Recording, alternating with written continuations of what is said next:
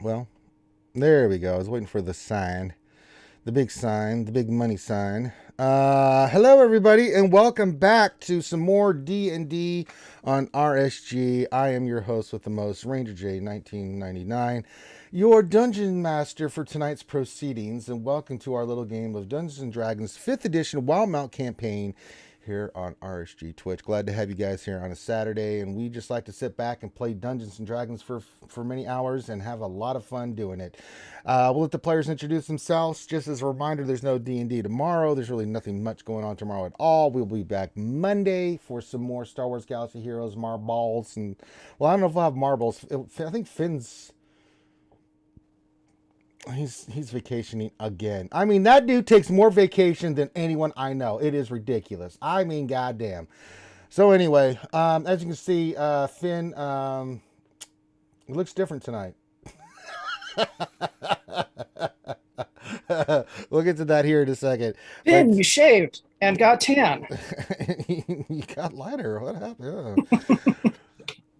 Now, just as a reminder, when we're playing Dungeons and Dragons, there's a lot of role playing going on, things of that nature. Sometimes we, once in a blue moon, will react in the chat.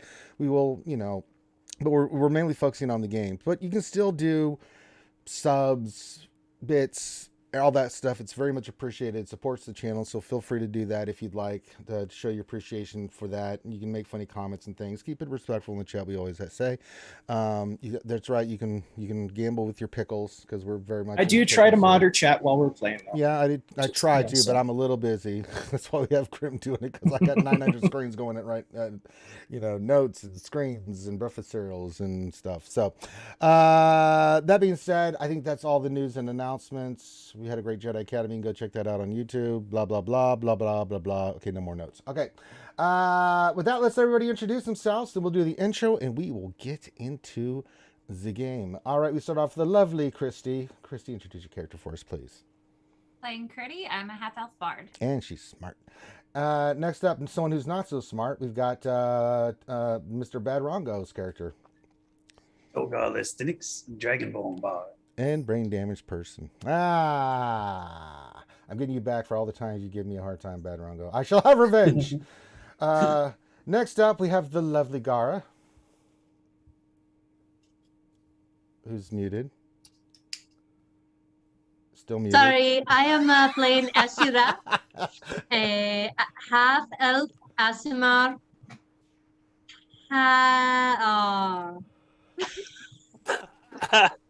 I think that's good. I think her battery ran out. A paladin. Nope. A paladin. No, that's good. That's perfect. Paladin. Sorry.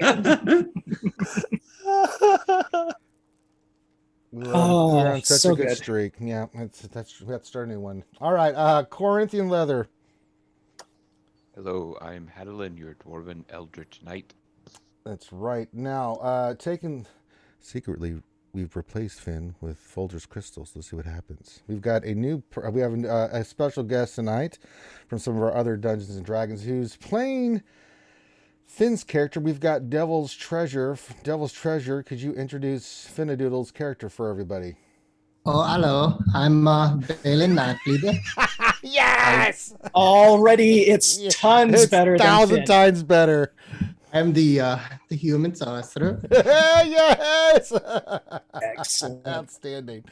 All right, next to him is Grim the Mechanic.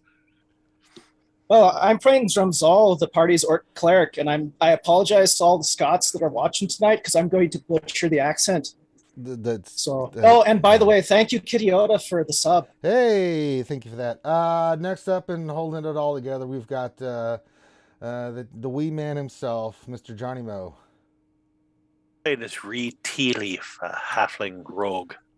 All right. I think that's everything. So let's get the intro done. Mute everybody, mute, and let's rock and roll. And then we'll get a recap.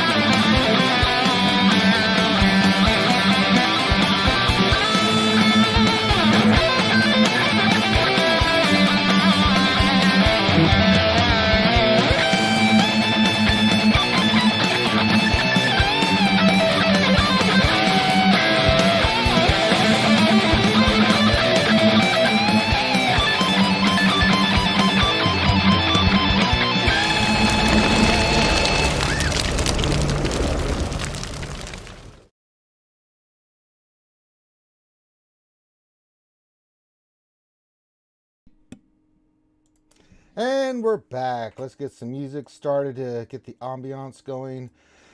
When we last left our band of fellow friendly adventurers, they had discovered some new information in the book, the grimoire that Hadalin carries. It said that a key of some sort could be found in Eurylis. Our party, recovering from their exploits and their previous campaign, having saved children and saved the village and done all this great stuff, decided to find out what they could about this and got some really not so good news that they found out that Eurylis is in the Rhine Plains. It is a very dangerous place. They're actually tried to talk out of it. Ashira's aunt, who is a cleric and of Corlon, decided that they were going to go no matter what, and that she was going to come along with them. So the party decided that they are going to go to Eurylis, and they're going to get teleported there, and that's where we were last night. That we basically had all the conversations, what needed to be said, the dangers that were there. The party had gone to bed for the night, and that's where we left off. Yep. That's what they said before, and then there was yelling and screaming and running. Yeah, and then somebody got eaten. And somebody always gets eaten. So, it's the night's over. You guys have got a good night's rest. So my question to you guys, is there anything you guys want to do that you have before you guys are teleported over? I'm pretty sure the last guy we got killed got stepped on. He wasn't eaten. Is there anything Well, else? I'm sure he's getting eaten right now. Yeah, 'cause we never left buried there. him. So, We just sort of left him there with his useless sled. well, I mean, we did do last rites. That's all you need. He really. was jelly. All right, let's just move on. Okay, somebody didn't eat him. They drank. There we go. He got crushed to death. He got turned into a jello shot. Yeah. He was a pool of icky goo. Let's move on. A giant's foot ate him. Yes. He got toe jam. I'm going to start taking away levels. What was the giant's name? Earl?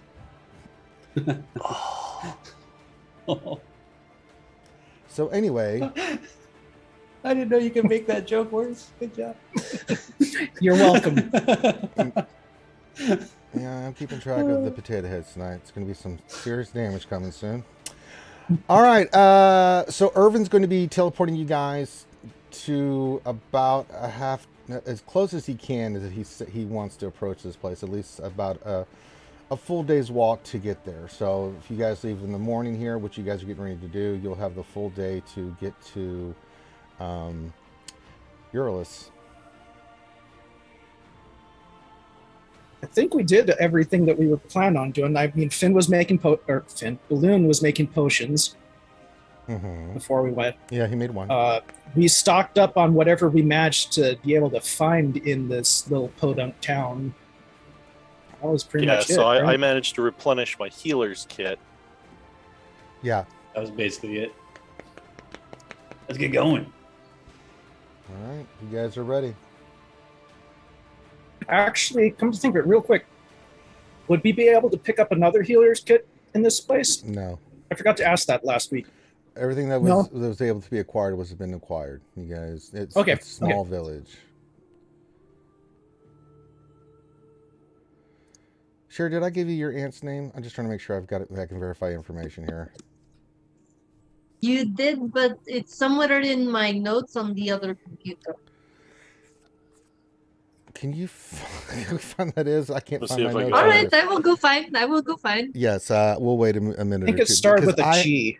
I can't remember. My notes are all over the place. I just don't want to. I can't. I got too many books in front of me right now. I'm sure Finn has it somewhere. That's stupid, Finn. I can't remember. I don't know. That's not a Swedish voice. Is more of a cadence thing. So you gotta be like, all right, I would like to talk to you about the pudding. You know. Come on, DT. You're stepping up to the plate, buddy. You got to do the voice right. Because you're going to ask me something, I'm like, I don't know who that is. Somebody's talking, but I can't hear it. So I don't know. That was already a better Swedish accent than Finn's. Yeah. It wasn't even Swedish. Anything that is actually accent of any sort is better than Finn. So, you know, Christy's using her normal voice, and somehow it sounds like a better voice than Finn actually does. You know, she just normal voice. Your chipper voice for Critty. You know, I'm you're not chipper. For Critty. Yeah, you're very friendly. No, for Critty I am. Yeah, that's what I meant. Yeah. I'm saying the voice you do for Critty. You know, so. Okay. Maybe I didn't write down the name. Is it in your character sheet, Gara? I just Character sheet. I mean, I have notes and I put them in the notes, and that's where I keep things. That's where you keep things. Okay, that's good. Yes, I keep the notes in the things. Let's see, 24/17. Elabreath. What is it? Elabreath. That's what I thought it was. Yeah. I don't have a last name, but I've got Elabreath at least. Okay. Cool. That's all I needed. Sorry. I have a sheet here, and I'm just like, what the hell did I name? And I couldn't find it. I was like, I know I put that shit somewhere. All right. Cool. Actually, I'm going to write that on paper instead of just on the computer, because in case I can find it again.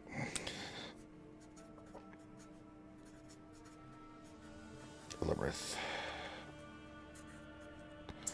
Perfect. All right, you guys are ready to go. You see Irvin. You guys have a breakfast. You guys eat quickly. You guys are ready to make your final preparations are made. He takes you down to their basement area. He's got a small area that you can see is kind of like a little bit of a workshop here. We can see all kinds of herbs and stuff that you see that some kind of sorcerer or wizard would have at their disposal.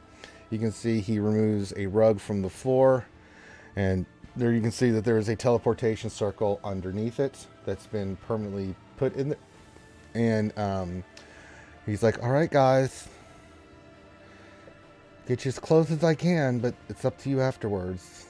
So, Elabreath, look after them. We appreciate it. All right, everybody grab hands around the circle. And you see him. I walk up to Reed and hold his Reed is like, oh, For the love of God, course, can someone my just grab green his little screen. paws? I mean, someone pick him up. My goodness, put a bell on him or something. okay. I put Reed on my shoulder. There you go. As long as you're touching. So you guys do that. You can see he starts his incantation. A minute later, you guys get that sickening sensation that you guys have felt before, where you see like the world's kind of spinning and you're just zapped. You're next thing you know, it is a very dark and cloudy sky. It's cool. It's not cold, but it's cooler here. It's a little bit. It's way more south, but you can tell that it's definitely good fall weather. It's early morning, so it hasn't warmed up yet, but it's a little nip in the air, but nothing that you guys can't handle. You can see Survey the So our current surroundings. yeah, what you see is plains for miles around. You can see that where you guys are is a small little outcropping of trees that have grown here in this area. You see a little cropping of trees somewhere further down, but the trees are very sparse here. It's mainly low. Think savanna, like in Africa, where there's trees here and there, but it's mainly flat or a little bit of rolling hills, but that's all there is. The grass is more of a brown-green color because it's starting to get to fall. It's starting to change colors. This is like some of the vegetation here as well. So it's starting to get into the early fall, as you guys are there. You get your bearings. You guys are set. And who is going to take point on this? Guess that'll be me and Reed. All right. Reed, you're on. Make a perception check. And Both of us, or just Reed? No, just Reed, because you're trying to read the land. He's trying to read the outside. I get to reroll that automatically, so it's 23. You are a lucky bastard. Thank God. Thank God. I didn't even have to touch it, and it just rerolled Yeah, it's it. like no. That's awesome. No. All right. So make a survival check. You're not familiar with the surroundings, so no advantage on this. You can either get inspiration or someone, or you can use one other thing to boost it, but that's it. Come on, Drum, you can do it. There you go. There's an Really good. inspiration. Critty starts using her pom-poms and dancing. So that's D8 now, right? You can add a D8 to your survival check. Drum, I would appreciate it if you guided us appropriately, and I'll get him guidance. You can't get both. He's going to either get inspiration or guidance. Oh, I thought you said both. But I do appreciate the pep talk, though, Hadley. That's right. Howland has spoken. Okay, survival 21. This is Should be nice. good. Drum. 27 total. All right. Before you move out, Ashira's aunt, who she has not given the name of yet, she just said she's Ashira's aunt, gathers you all here around her before you guys move out. And she's like, I must warn you, be on the lookout. Orcs patrol this area heavily, but I don't think we'll run into any of them. We might, but know that they are kill first, ask questions afterwards. If you understand what I'm saying. I'm surprised they ask questions at all. Well, you make a good I'm point. quite familiar with the way they handle things. Their I questions mean, tend to if be you more didn't like notice pass the salt. pointy teeth. Is that a legitimate question? Okay, I would like you to be quiet now. Now, when we get to Eurolus, you must be on your guard. I do not know. It's been a long time since I've been here, but if it's even more dangerous to the orcs who love battle and stuff, they won't go near this place. And we're walking right in with really no idea what we're up against. So be aware. Keep a constant lookout. Look out for one another. We might get through this. The plan is get to the church, find what we need, get the hell out of there, get back to here so I can teleport us back. Any questions? None for me. Okay. You guys, Drom, you roll a total of 27. Okay. Are you trying to Yes, sir. move fast or are you trying to be stealthy?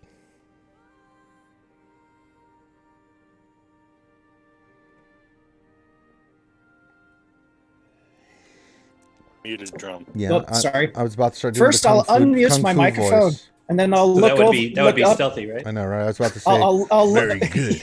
I will go stealthily with my kung fu. I'll look up at Reed and say, it doesn't look like there's very many places to hide around here, but what would you suggest? And let's at least try to not make a lot of noise. Noise will carry on kind of barren areas like this. Togar can make us more sneaky. He can. It's not a bad idea. Well, who am I to not oblige? And I'll cast Pass Without a Trace on, All on the right. party. So just for funsies, everybody make a stealth check. Now remember, you get to add a plus 10 to your roll. Oh, good. I've been grinding for this. Okay. Thank God for Pass Without a Trace. DT is already a great ballad. Yes, I've been training. Yep. I've gotten sneaky. He's already singing, I get no kick from champ. And you guys like, wait, we feel stealthier. All right, let me see. 15, 29. And Balloon's over here going, 34, dun, dun, dun, dun, dun, dun, dun, dun, 27, dun. 19, 21, 15. Yeah, you guys do a really good job. Pass Without a Trace, man. It's OP as balls, man. That spell's one of the better spells in the game. It's a Great really good spell. spell. But you guys make really good time. Now, let us change maps. And now for something completely different. I need everybody to put their 3D tokens orcs. here on this open area. You should be able to see the open area. I see Can a you- black screen. Can you ping it? It just look. Oh, If you at scroll the down, bottom you'll of the see screen. open area. Yeah, the bottom of the screen.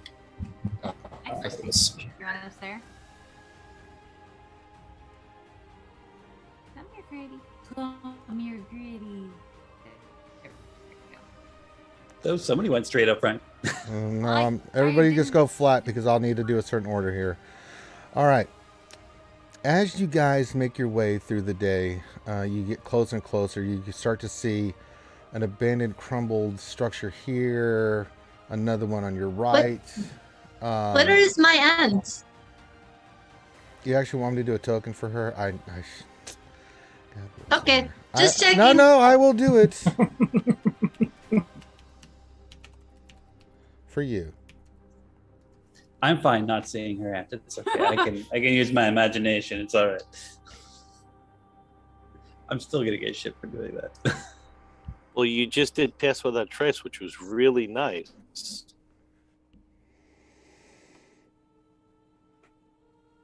But remember, you have to do something really, really nice for Drom today. I casted a little too well on her aunt. Healthy, she's not even.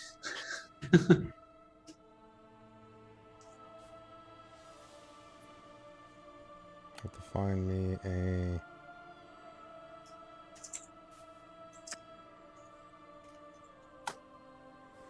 Really?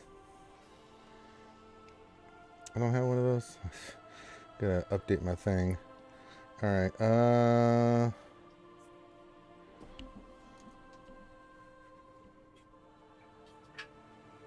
Do you want to use another one of my tokens? No, I've got it.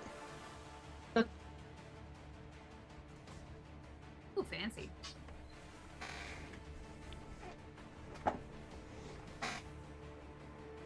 Who's the bird? It's Booty. Yes. All right. Who is leading? You guys start slowly making your way. You start seeing the outskirts of a very crumbled wall and some buildings that look very run down, abandoned. You can see the outskirts. You guys are on the outskirt of the village. Who is going to make the approach? I'll take a look ahead if you guys don't mind. Togar, maybe if you Balan stay relatively close to me.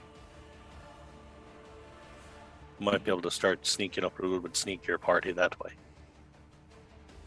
Do we still have Pass Without a Trace cast, or do I need to cast it again? How long does Pass Without a Trace last? That's a very good question. I think it's an hour. Yeah, I think it's an hour. Yeah, so if your initial run, but yeah, I mean, I'll be a little nice on that, so you don't have to cast it 8 times on your trip. Okay.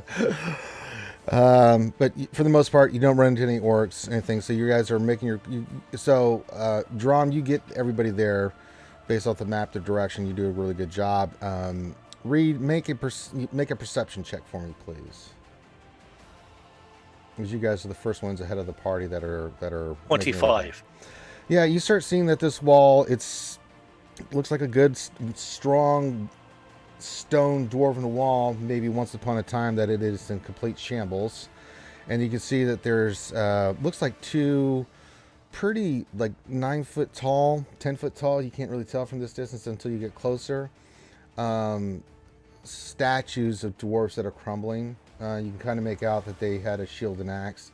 This looks like an entrance way of maybe some more of this little dwarven settlement that was probably the epicenter of this dwarven group that came here. That, you know, when the dwarves came here they always like to have a centralized location. This is what you guys are stumbling upon. You'd seen some other ruins on the outskirts, but didn't really catch your eye. Nothing really, you know, could have been a farmstead, could have been something else. You know, dwarves always like to build with stone. But this is what you come up to. So who is going to be the first 2, 3 in? I'll say, Reed, if you go in with I think it'll be with Reed, Balin, and Togar. Reed, Balin, and Togar. Okay, go ahead and put your characters here.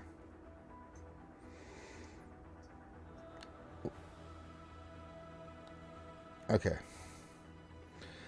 So this is what you see. It's really weird. There is a strange, almost like hazy kind of thing that makes seeing here really hard. Also, the sky has gotten darker outside, so it's not as clear as it would normally be. This looks very, very, very wrong. Why the hell can I not? I'll flip the eye patch up immediately. Okay. Doesn't seem to be helping. This is what you guys see in your initial coming in. Looks. Are these guys here the statues? No, those are, looks like dwarven tombstones. They've got arcane, dwarven runics on them. You can also see that there is a giant, huge monument here with a building here.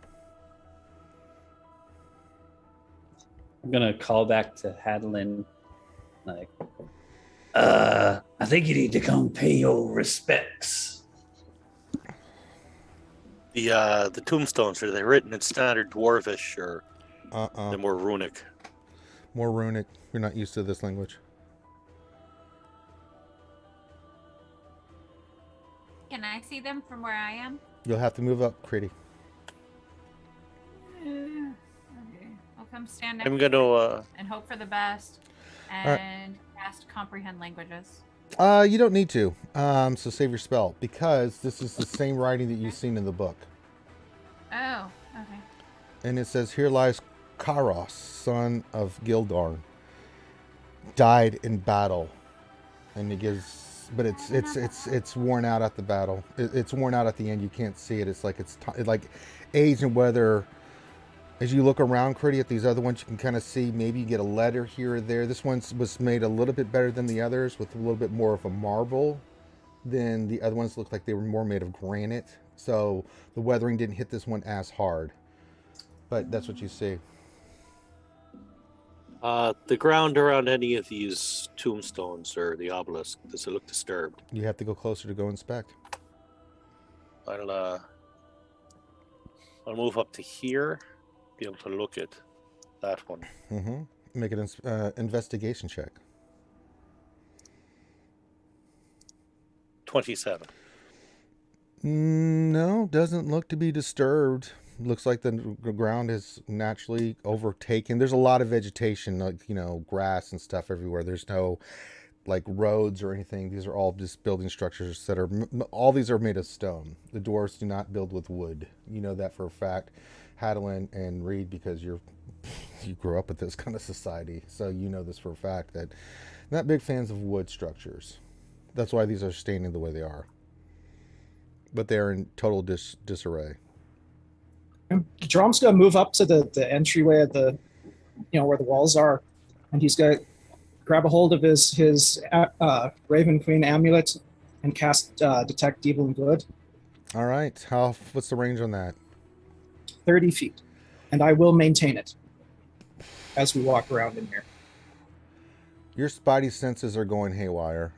You cannot pinpoint anything. You just know that there is an unholy presence everywhere you look. No matter which direction, no matter where you look, there is an ungodly presence here, and it makes your skin crawl. Tread softly, lads. There's a lot of evil around. Ashira, this place makes you feel sick. Like, you do not feel right being here. Same thing with you, Balin. You do not feel normal here. The presence of this being in this place it's like stepping on unconsecrated ground that has been tainted. This is, for you as a priest of the Raven Queen, Ashira being a champion of Coralon, same thing with you, Drom, being both you and Balin being high priest, well, not high priest, but priest of the Raven Queen. This feels evil and something you have never felt before at this level. You know what? Drom will draw his weapon, pull his shield out, and be ready. I don't like the feeling here, guys. This isn't good. I agree. I believe it is a little bit expected. When Hadlin gets close to the first, tombstone, I guess how you described it, Yeah, it's a grave marker. I'm just saying tombstone, but the dwarves make them big and they make them proud. You can tell. Yeah. So I want to repeat the dwarf's name. I believe. How did you say it? It was Kalos, son of Crop. Yeah, you do that. I mean, Ildar? yeah. And I just want to say like a prayer to Morden, like, may the Soul Forge keep you safe in your trials in the afterlife. Something Sure. like that. All right, so you do that. This structure here. Mhm. Are there any windows that I can see? Yeah, you can look inside and make an investigation check. 28. I mean, when you look in, you see that it's looks like a small kind of building. It's got 2 rooms. One's a sleeping room. The other one's more of like the big living area. You can see on the floor, you see rotting, you think rotting kind of, maybe it could have been furniture. It's hard to tell. You do see that there are bones inside there. Do I see a door on, I guess, the mausoleum, for lack of a better word? Yes, you do see a mausoleum there. Is there a door that I see visible on it, or is it on the other sides? It's open. It doesn't have a door. Pretty. If you could try and be sure to, if any of these runes are new, if we could perhaps both memorize them, any of them if we can, it may help us in decoding more of the book. And Adeline, when he says that, he will place his hand on the book, as we also are kind of coming into the city as well, and say, we are here, we are in Eurylis. Sounds like a really good idea. I'll keep my eyes peeled. Okay, where do you guys want to investigate?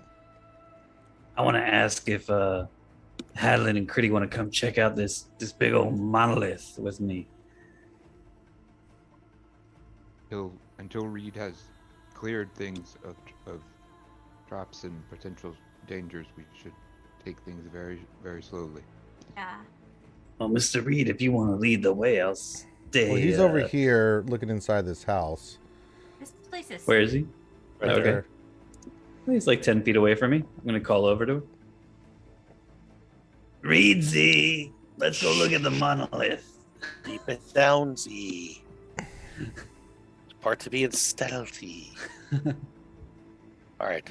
Togar, Balin, stay about 10 feet back of me. I'll move over to here, checking for traps as I go. I'm just going to follow You don't like find any in traps. Reed's footsteps. All right. I'll advance another 10 feet. Same thing, checking for traps as I go. No, you don't see any traps. All right. Same thing, 10 more feet, traps. Yeah, you get a sense that this is just a graveyard. Doesn't really look like there's any traps of any kind of sort here in the Alright. graveyard section. And the mausoleum is open facing us. Mm-hmm. All right. I will go over to here and I will try to hide myself best I can behind that tombstone just in case. Make a stealth check. And he's still got the pass without a trace, so. No, Yeah. No? it's worn out by Uh-oh. now. But I just let it Alright. pass for the entire day till you got here. I was cool. All right, so 14. Okay, you think you're stealth. You don't hear anything or even see anything. It's a graveyard. All right. Critty, if maybe you want to look at the obelisk.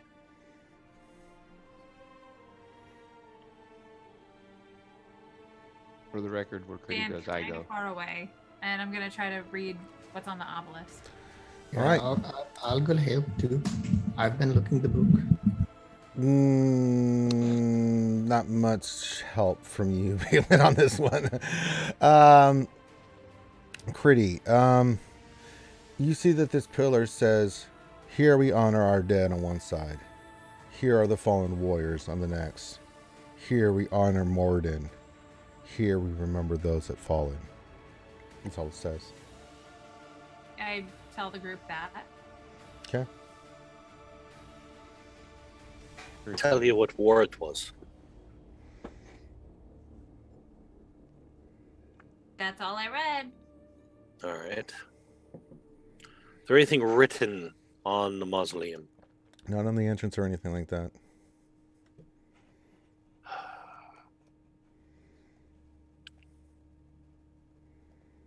I'll look at the Sherazand.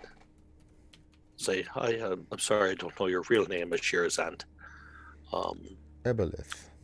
Eveleth, pleasure to meet you. Read tea leaf. We've met before, yes. Yes. Is this area newish from when last you were here? No. You see, So she has a this is very sad look on her face. She's being very quiet. This is a war earlier in the history. I did not wish to speak of it.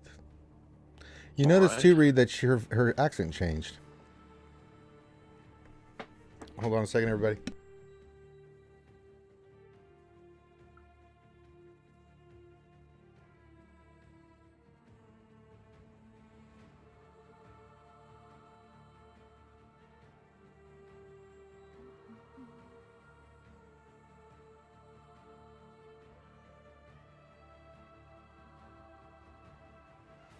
I'll be right back to time to give the dog food and meds.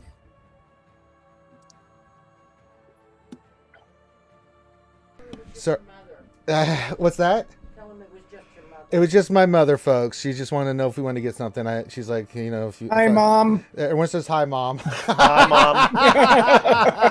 Behave yourselves now. Oh shit.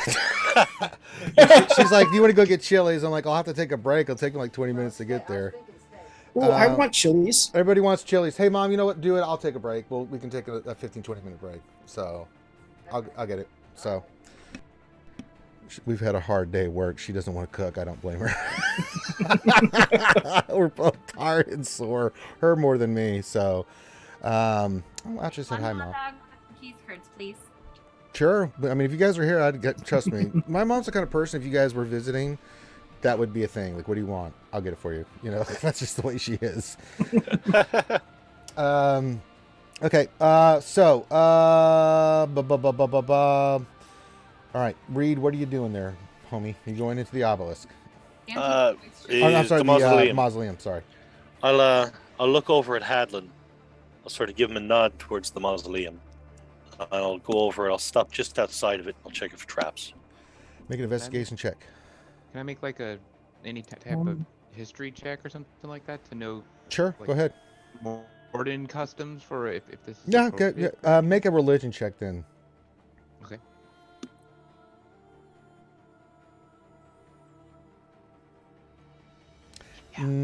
It looks like standard dwarven practice.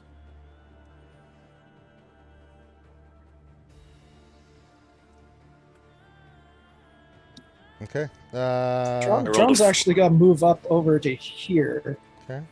And look over at the mausoleum that everybody's so interested in. And since I have the detect evil and good up, am I sensing anything in there?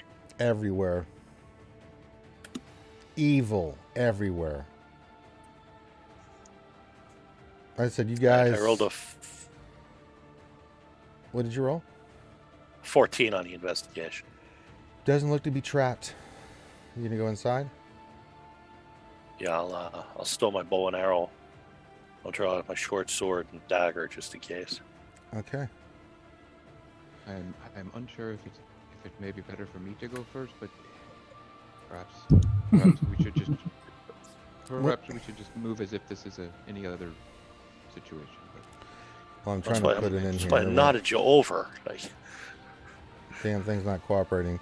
When you go in, Reed, you go in, you see know, that it's I simple. try to sense if there's anything in there, but there's in each of the the whole place is evil. Yeah, in the four corners, you see there's some statues that basically have fallen to time.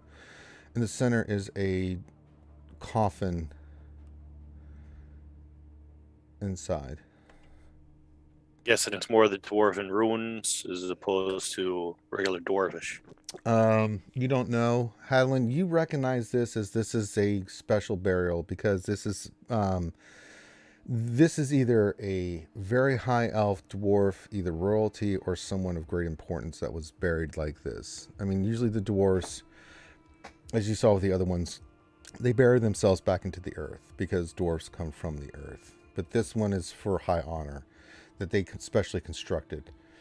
That they actually put this stone and cut it into the ground and bury the person in there as a monument to this person. If you want to try to read the name, you can. Yeah, I will try and read the name. Is there a way for me to know if the runes and the arcane protections are still in place or if they've been breached?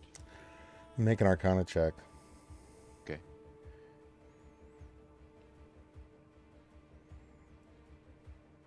Can I assist him on it? No, you don't know the language. Can I give myself guidance? None on this. This is just if you know customs or not. Okay. It's 20. Damn, roll 20. Yeah, I mean, the runes look in place, but they don't seem to be, what you can tell, active. It's weird. On it says, "Here lies Dyron, firstborn of the High King." And then it's kind of worn over time. It's the rest of the writing is too hard for you to understand.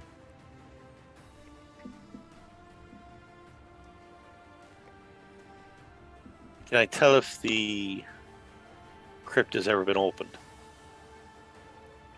Make an investigation check. I will say 29. in Dwarvish Nope. room, it does appear as if the runes are intact, but potentially not active. I am unsure. Okay, what is everybody else doing? Balin, what are you doing? I'm just keeping an eye out, trying to see if I can notice anything or perhaps detect the source of this uncomfortable presence. Oh, it's uncomfortable, all right. It's everywhere. But I can't tell any particular direction. Everywhere. It's evil. But yes, I'll have my longsword and hope it will protect me from the darkness. All right. What are you doing, Ashira? I am just following along and observing my friends, and that is it. Okay. It is starting to get later in the day, almost early evening. You three that are in the or looking in the mausoleum, do you guys want to do anything else, or? I'm gonna look at Balin. I'm gonna say the book told you what key, Temple of the Allhammer, and the name of this place. That's it, right?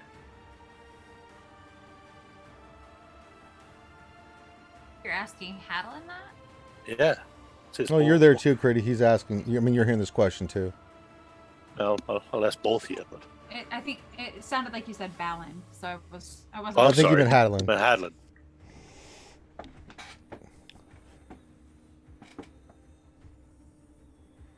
That's what I heard. I was told.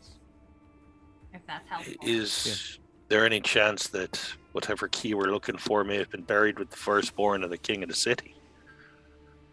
Probably not. This is not where.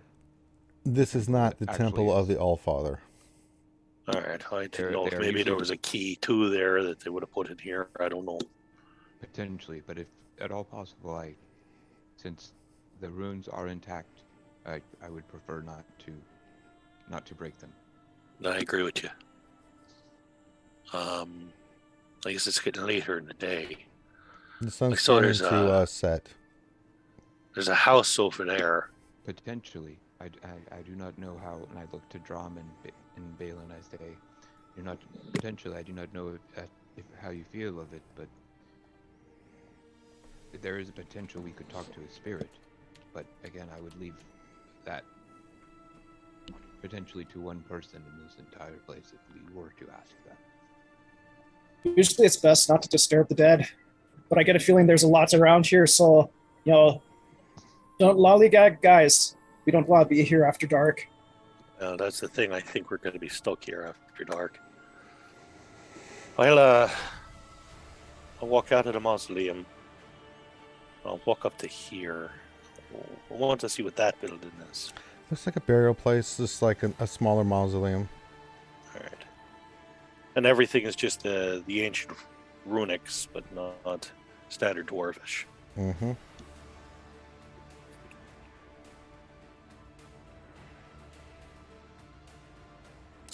All right. The sun has set. Just then you notice the obelisk starts to glow. A sickly green color as the runes light up in a green color.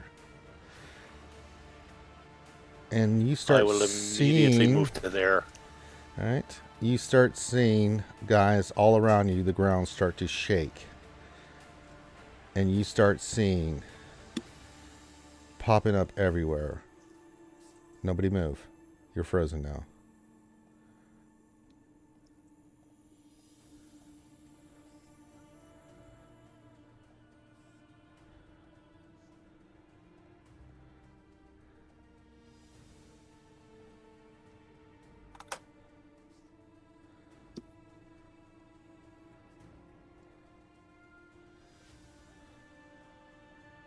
Oh no.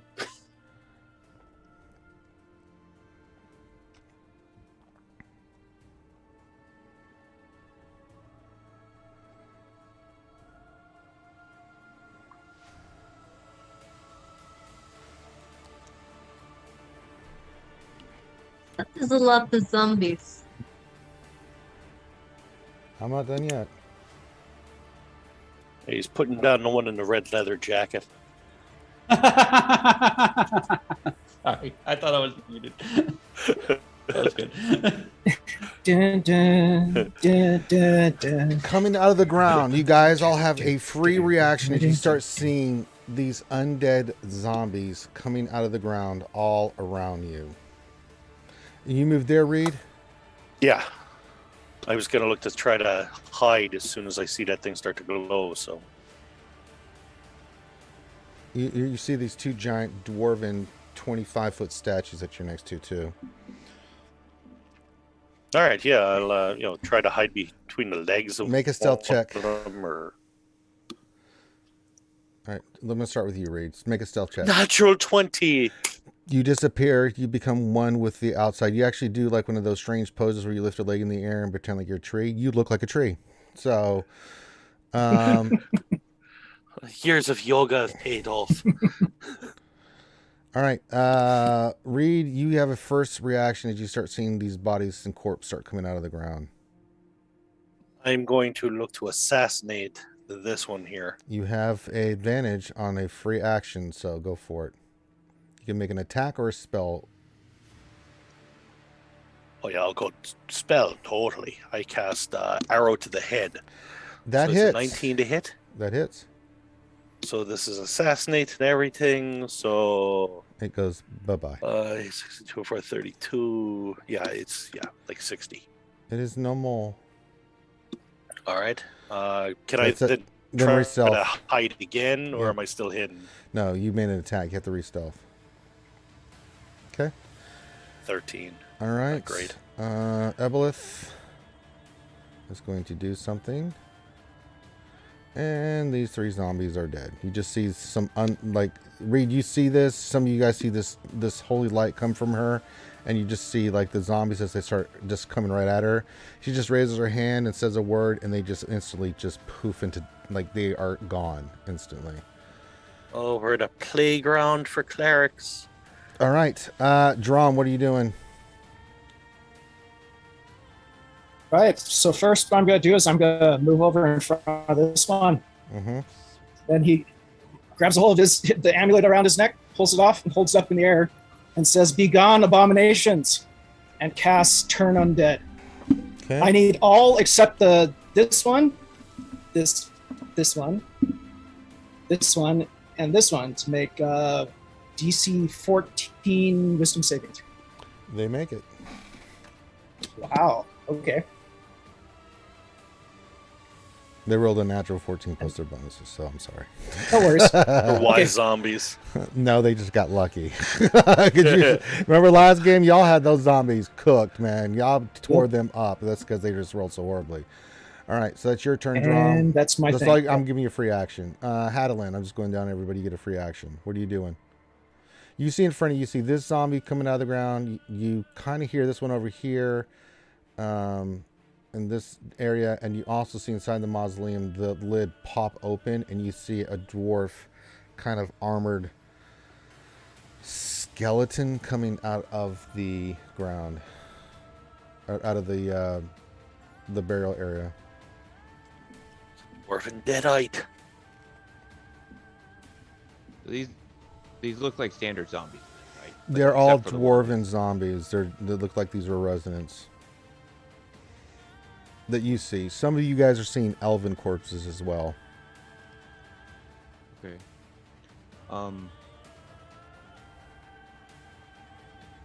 I'll use my shield of faith, but instead of doing it on myself, actually, I'm gonna do it on Critty. All right, tell her what it does. You get +2 to your armor class as images of Hadelin's shield surround you. And the one that's within 5 feet of me, I get a free attack against. Go for it. Yep. Alright. 19 will hit. Alright, cool. 10 damage. Okay. 10 damage it is. Alright, I think that will complete my action. Okay. Critty. I'm gonna conjure 2 giant hyenas. Hyenas. Why do you always pick crazy stuff? I gotta go look for 2 hyenas. As I can. God damn it. One is gonna appear right here in between me and the zombie, and one is going to appear right here. Hey, give me a second. I have to find a hyena. Giant hyena. I gotta find me a hyenas. Critty simmering I'm them still waiting for hyenas. plesiosaur. Really? That's what you think a hyena looks like? Wait Roll for 20? plesiosaur. Really? I typed in hyena and I got like the stupidest thing I've ever seen. I was going for some Let's kind see of scavenger animal.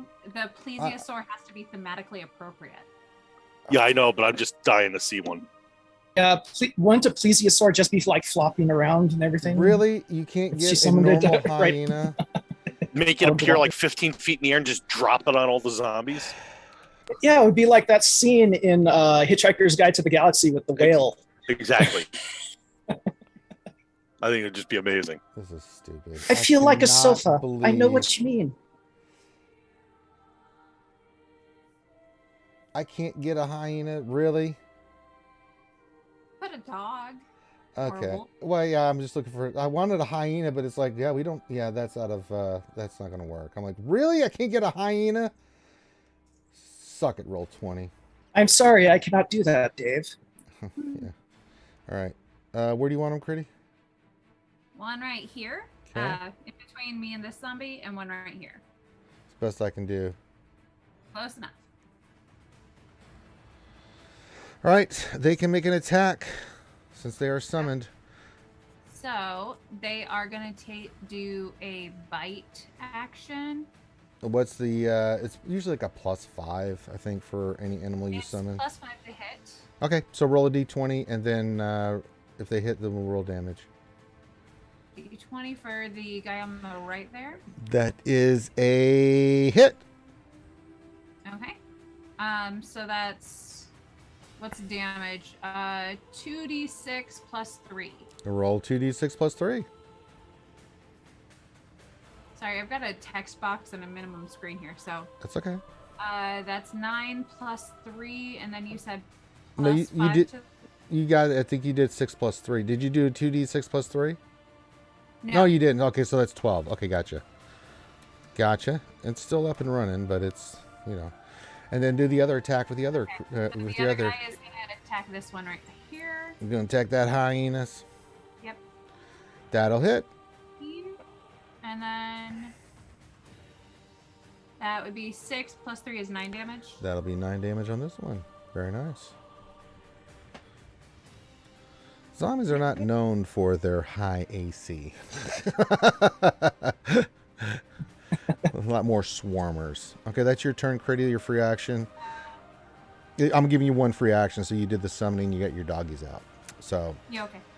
we'll get to initiative here in a second. Ashira. Yes, I will attack the nearest zombie. That would be old yellow right here. All right, I will attack with longsword. You do this.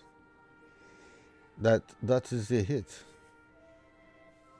Okay, and then You'll get 9 damage. Okay. Did you 9 want to do damage. anything else? do I also get another attack? Just one attack. So if you want to do Just anything, one attack. Okay. you want to. All right. Shira, do you have a shield on? She has to let me know whether she has a shield or not. Is unimportant. She has to let me know if she's using it one-handed or two-handed because the sword gives her both options. Since she didn't, I'm going to go with one hand. She just drew it and swung. Okay. Yeah, that is it. All right. 9 damage. I guess if I use, we'll talk about this later. Okay. Talk about it now. What do you want to do? Or forever hold your peace. I was going to ask about the shield. I do have a shield. Well, then you equip your shield. That's a free action. That'll be like okay. So you put your shield out. Okay. So all your attacks will be one-handed while you have the shield. Okay. Okay. Balloon, what are you doing? Oh, hi. I'm going to conjure my mirror images. All right. How many do you get? I will have 3. There's the 3 of you. Yes, it's lovely, isn't it? You don't have to actually show me the spell. I know what it does. Sorry. All right, that's your free action. Togar, who stinks. So I was going to want to form up with Balin and Well, there's Yara. a lot of them now. So am I still able to duck between these two gravestones with the middle Balin? Or with the far right Balin? Make an intelligence check. Am I smart? Nope. No, you don't think that's going to work because he's in the way. All right. Well, that changes the plan. Instead, I'm just going to cast Polymorph and turn myself into a bronze dragon. What? You don't have... Hold on. No. Why? No. Because... It's a free action, and I can cast a spell. I know, but there's certain things to polymorph. You are not casting yourself as a dragon. A young bronze dragon. Hold is, on. Is a CR8 creature, and so it's equal to my level. You're gonna make me rewrite some more spells.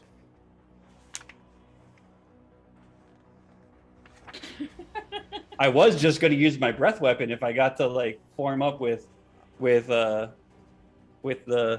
party, but since that didn't happen, young bronze dragon isn't that diesel.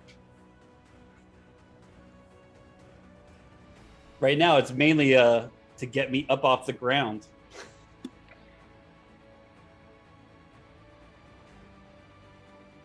God, how is that only a challenge 8? It's a CR8 creature, bud. Wow.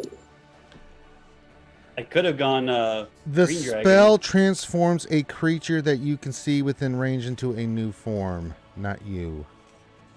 You can use polymorph on yourself. How do I wanna I'm do considered this? a creature I can see. How do you I'm see considered yourself? a willing creature I can see. I have I thought, see therefore myself I as a bronze is. dragon now.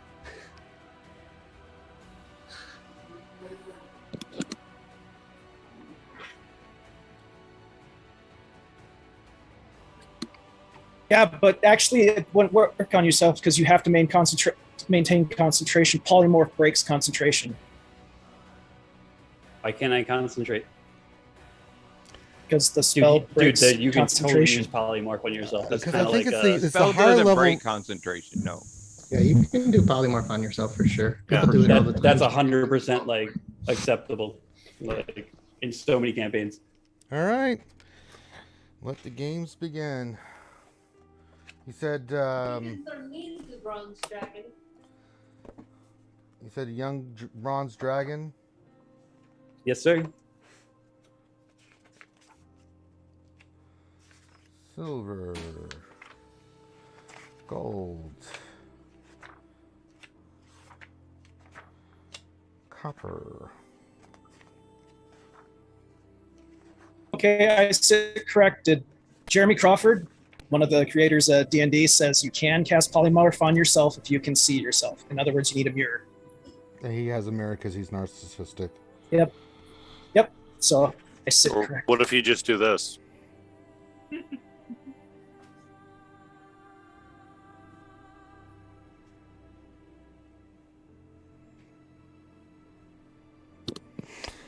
All right. You turn into a bronze dragon. Hold on.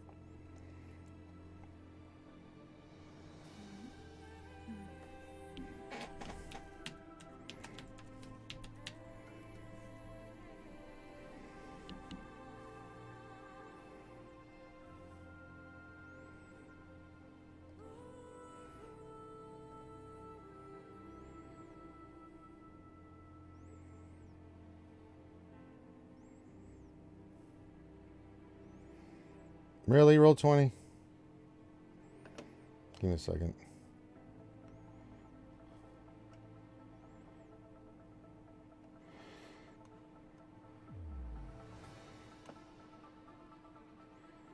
I'm just going to move your token over here for now.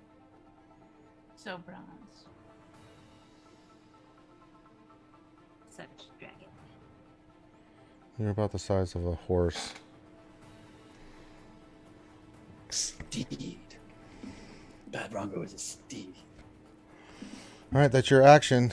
All right, I need... Oh, they're going to get a free... Because they have terrain. All right. This one goes over this way. It doesn't see you. Okay. This one does see you, Reed, and is coming at you. It does see you. This one's going to go wrong. These two are going to go here. This one's going to go this way. This one's going to go this way.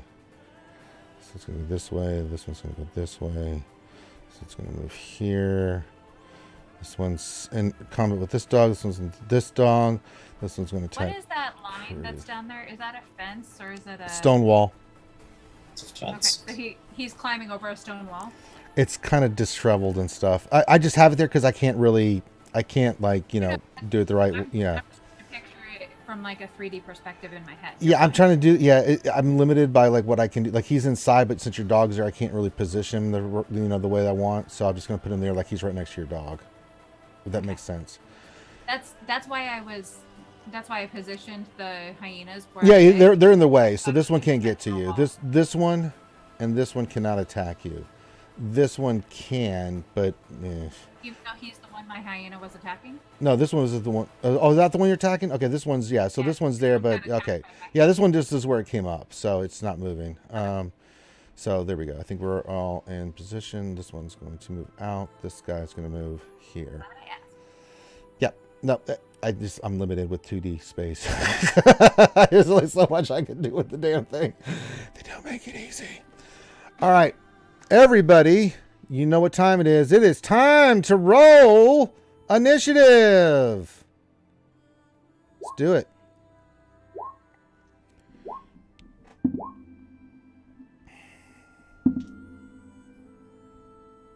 Okay. So my token's gone. So my initiative doesn't. No, it updated. Sorry, I accidentally hit it twice. I'll take You the first son one. of a.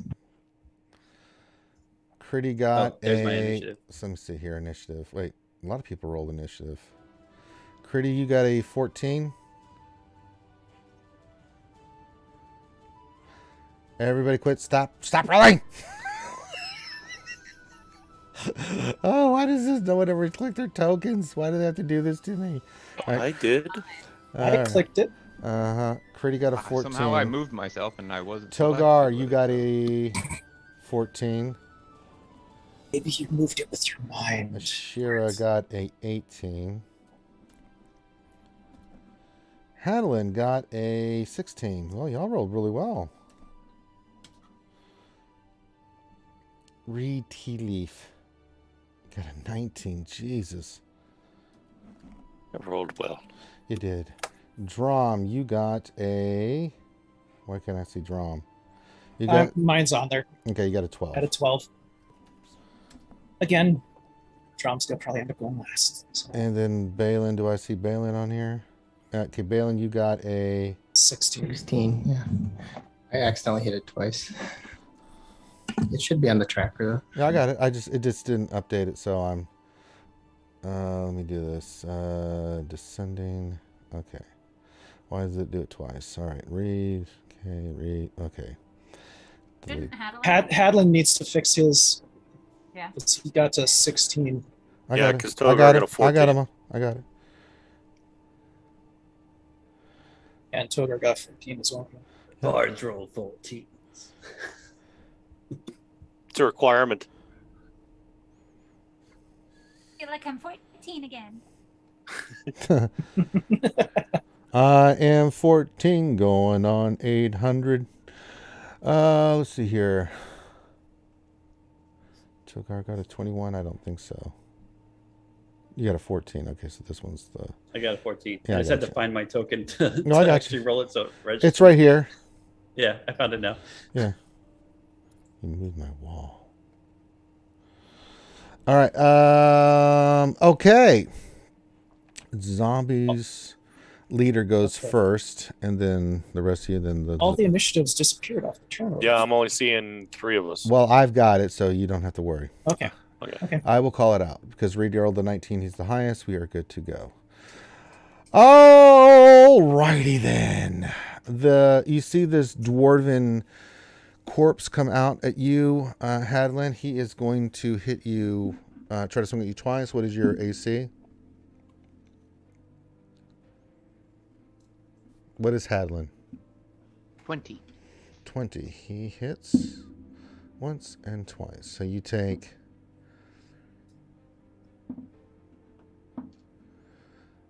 15 points of damage, and then 2, 8,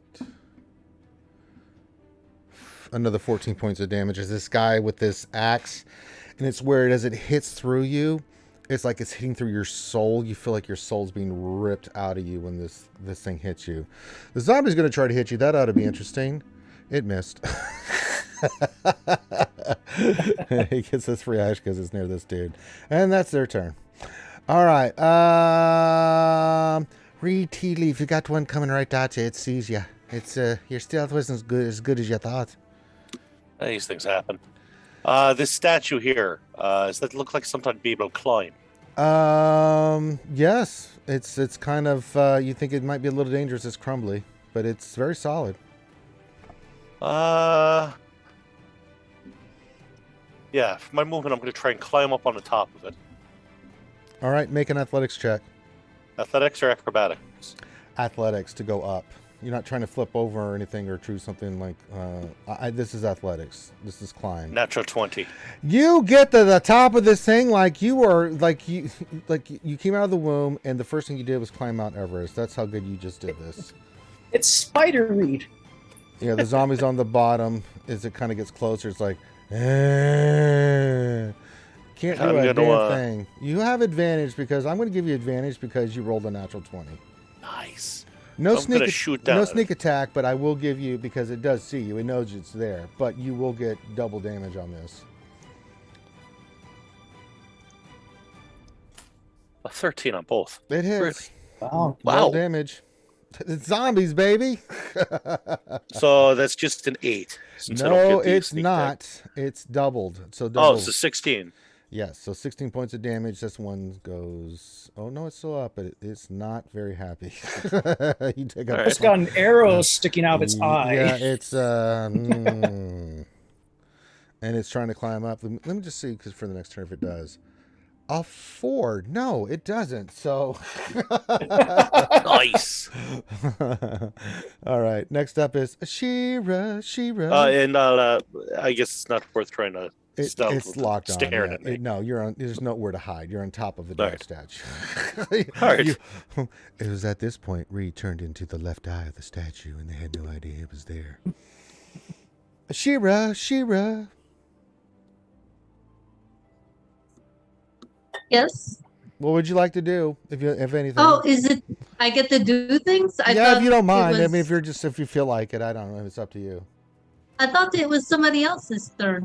No, you rolled an 18. Thus, it is your turn. All right. Well, if it is my turn, then I will take that turn. Let's see. I will pick a fight with the zombie to the right of Cricky. This one right here. So, yeah, All right, you move over here, and you're like, huzzah! Make attacks with advantage. that's what I also make that noise. Oh, you well. do? You say? How would you say huzzah? I would say huzzah. Ah, it's better. 16 hits. Roll damage. All right, I will roll the damage. This one That's This one disintegrates into dust. Okay, dust indeed. And then I will go back over to the zombie that I hit originally. Mm-hmm. I guess over here. Is that zombie? No, Yeah. you already. That's not the zombie. That one's no. Actually, let me look. That's- Oh yeah, it is that one. So go ahead. Okay, all right. Have a And look. then I will go ahead and hit that one. That's a miss. Okay. And let's see. I guess that's all I can do. All right, that is your turn. All right, next up is Balloon, and then we got Hadalin, Mr. Kool-Aid Man. All right. I would like to try and skewer this zombie right here. Make with an my attack longsword. with your sword. I will slay him like Hadlin taught me. Roll me a d8. It's a 4. 1, 2, 1, 2, 3. Roll me a d6. Do I see a longsword being hurtled in my direction? No. 6. All right, I want you to roll damage with your sword, please.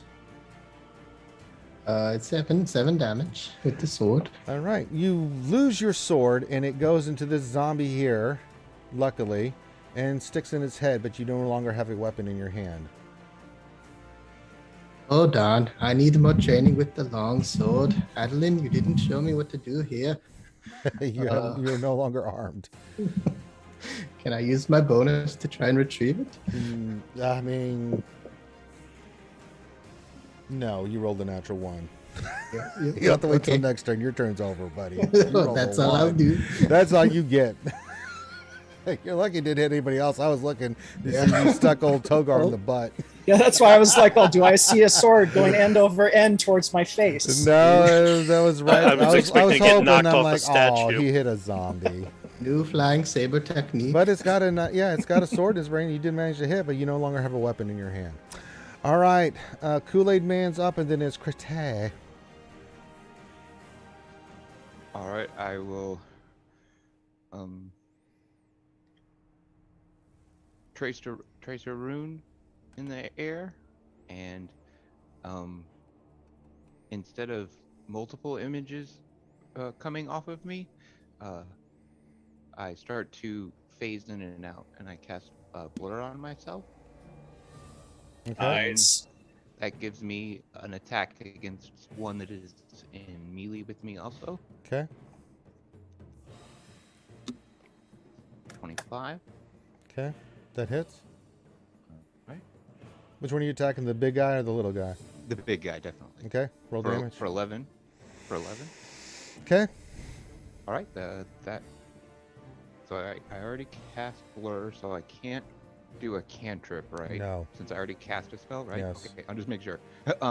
That will complete my action then. All right. Pretty. And the next up is Togar, who is the bronze dragon who stinks. So this hyena was attacking this guy. He sure So was. He's gonna go first. Go for it. Well, my turn order's in the way. Okay. Oh, sorry, let me move it. That's going to be a miss. Okay. This guy is gonna come over and also. You want this one or you want the other one? I didn't know which one you were. Yeah, he's gonna go up and try to bite him too. All right, make an attack. 6 plus 5 is 11. That hits. Okay. So that is 2. What was it? 2d8 plus 3. Or 2d6 plus 3.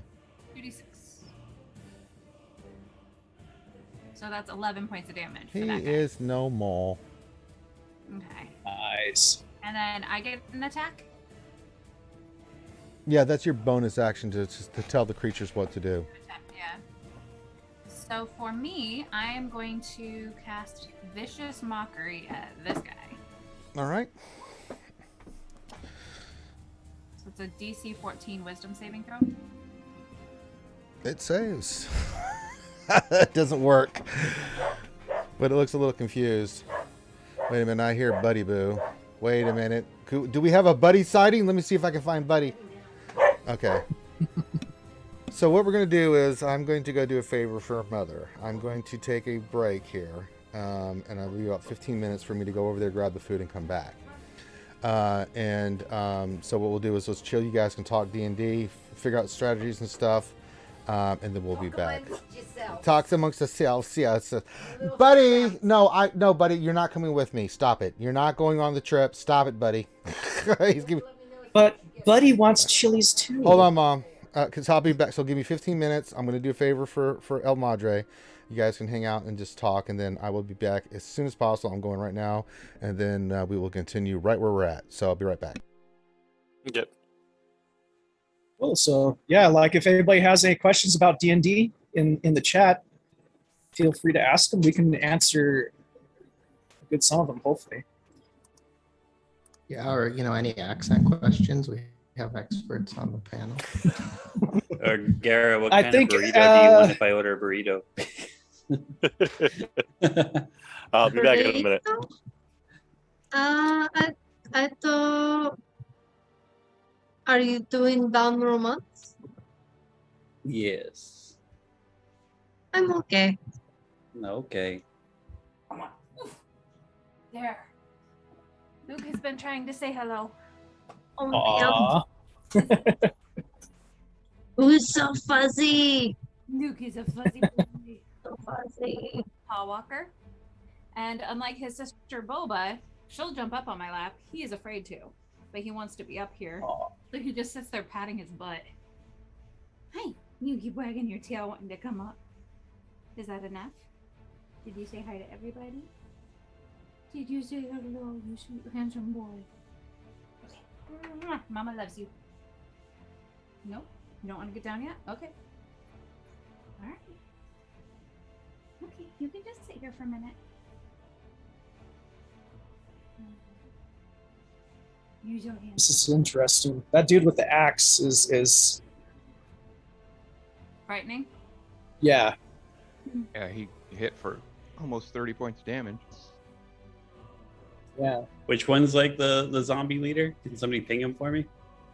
This guy. Well, he's not the zombie leader. He's just the big one on the field right now.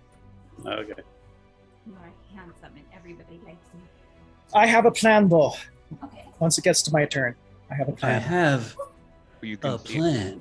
I'm pretty much going full defensive, so hopefully someone will actually do damage to said zombie leader, because I'm going full defensive. Well, I can tell you the guys over by me are fucked. Yeah. Yeah. Well, I've only got one more of the 3 I was dealing with, so. Ashira, do you want me to finish off this guy here, or do you want to finish him off? I don't know. It depends on if you need help. If you need to. What? I'm good. I got 142 hit points now. Okay, maybe I should go back over and help Paddlein on my next turn. Yeah, I think so. Yeah. You can do the most damage in the quickest amount of time, especially against undead.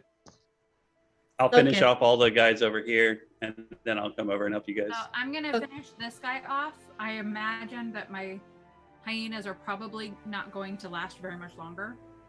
And then I was planning to come over and heal you. Like that's gonna be my next course of action. When Now I'm no longer in a zombie corner. Now you want to use healing word in this instance, but I think that's all you have, right? Yeah, for me. Yeah, because this is the one instance where cure light wounds wouldn't necessarily be good. Don't you have to touch someone with cure light wounds? Yeah, cure light wounds is touch. And I'm blurred right now, so you would only have a 50% chance to be able to actually touch me. Healing word is a somebody I can see within range. Yep, that works. So I can see you even though you're blurry? Yeah, because I pop in and out, basically. So Okay. you see me, bam, I'm healed. Then I pop out. So that's gonna be my next thing. Well, I think more like, you're buzzing in place. Oh, there you go. It's That's just good. Good. like I said, you're blur. You can't really tell what you are. You're just this blur of movement. So what other animals should I conjure and screw with Ranger? Well, there's a lot of good Well, ones. I would go more for cool animals that help us and not mad at ranger angle. Oh, I would go mad at Ranger angle. I was like realized summoning like 16 tiny creatures and make him check every attack. Yeah, I summon 20 plague rats. There you go. Need like animate object and throw out. Or a just bunch of regular rats. The most I could Silver get coins. would be 8 beasts of a CR 1/4 or lower. So I could get 8 fire beetles, or I could get 8 giant centipedes. I mean, sometimes there is strength in numbers, even if Yeah. they're low difficulty. Sure. Especially because these have such I- low ACs. You know, Like- I can summon draft horses and riding horses. So the next time we're trying to get somewhere, we can do it faster. Yeah. Are they? You can summon 8 of those. Yeah, they're 1/4 rating. Yeah, that's one of the awesome uses for that spell, especially once you get to that level. And you're Never part of your, used it outside of combat. yeah, that it has really good utility like that for sure. It's a really good spell. Cool. Then potentially, yeah. like in a case of a druid right there, you might be able to augment those smaller amount, like 8 hit dice of lower creatures to do something else. So that's when you can get like cool combos and stuff. And potentially you could do that with your bard as well. Nice.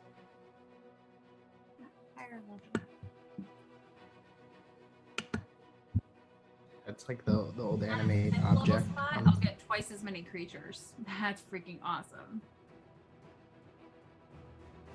I don't have a 5th level spell yet, but that'd be awesome. It would just be a swarm of tiny little animals.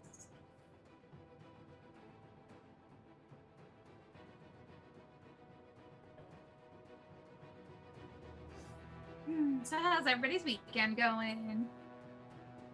So far, so good. Thank God it's the weekend. I've been off work all this week. Just took like some little extra PTO, but I've been playing so much SWTOR that when we signed in for freaking D&D, I put my fingers on WASD. Got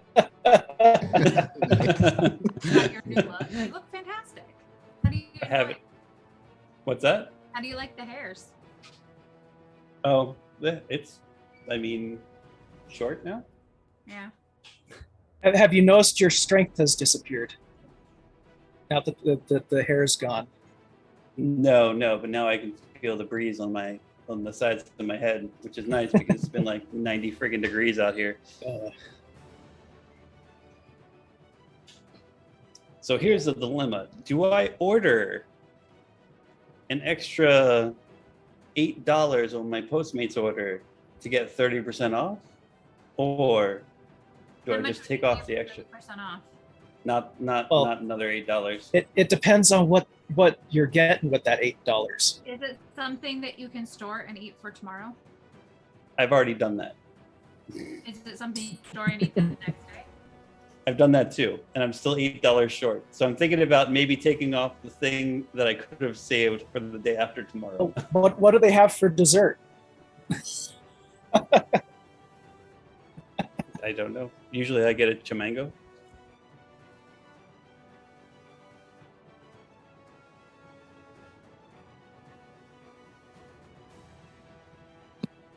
Could just buy 3 half liters of Mexican Coca-Cola.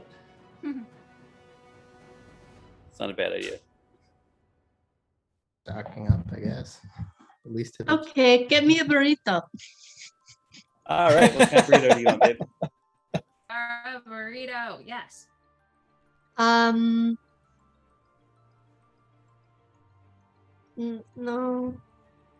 never mind. You guys have carne adobada over there? There's no Stuff such like thing that. as carne adobada, man. Oh, Adobada okay, is there is. There is adobada, and then there's carne asada. But wouldn't it be both of them together? There's carne asada and adobada, but those are I got those already. I got the Oh, okay. campechana fried, so that's the both of them put together, What is adobada and carne asada. Gosh, this looks amazing. What the heck? How have I never had this before? What did you get? Now we're all talking about food because freaking Ranger went to Chili's. Oh my gosh, Oh, right. Okay, so most of the like really good Mexican places don't have a whole lot of pork options. Like I go to maybe 2 or 3 different places and only one of them even has now that I'm talking I can't think of the word. What's the one that's like pulled porky? Words are hard sometimes. They really are. I can't think of what it is because I never get it because none of the restaurants ever have it. Oh well. Texas is a beef state. Carnitas. or barbacoa, maybe?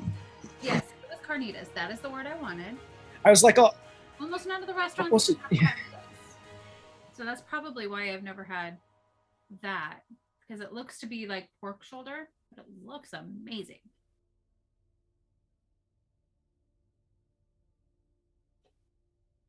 You want TJ tacos, babe? Yes, I would like TJ tacos. You want cabeza, carne asada, carnitas, adobada, tripa? One of each. Spend $8 on tacos for Gara. That's what I'm doing. I Wait, might what? order 6 tacos so I can steal some. I fully support this option. Paul's using my oven right now to like preheat for broiling a steak. And I'm like, I'm hungry too, but now I can't cook my dinner because he's cooking his dinner. Okay. I'll wait until you're done. So I went and got myself some chips instead.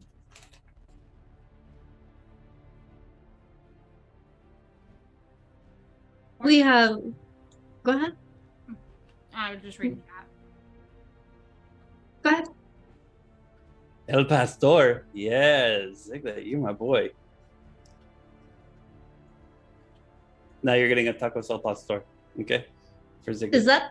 Is that tongue? What's up? No, that's lingua. Oh god. Lingua's tongue. Yeah. Lingua's tongue. Yeah. Al Pastor is adobada, basically. Similar. Very similar. That looks so amazing. I'm gonna have to just make these myself because the places around here don't have them. That is for sure. Well, at least it's the places in my neighborhood, which admittedly are not the best places in the world, but that's okay. They are close. I could probably go like downtown Houston and get something more similar to this. I hear downtown Houston's a fun time. I hear downtown Houston's a what's that? It can be really fun.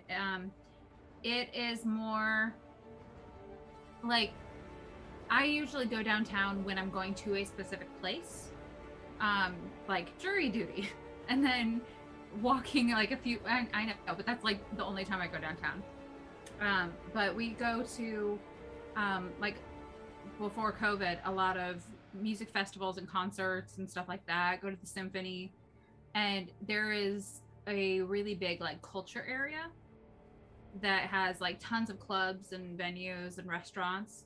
And then there's like a couple of miles away, there's like a museum area, and the zoo is over by that. So you can kind of like segment what kind of experience you want to have and go to like one kind of neighborhood and do a bunch of different things that are all pretty neat. I like it. We like living here. We've been here for almost 13 years. Sounds cool.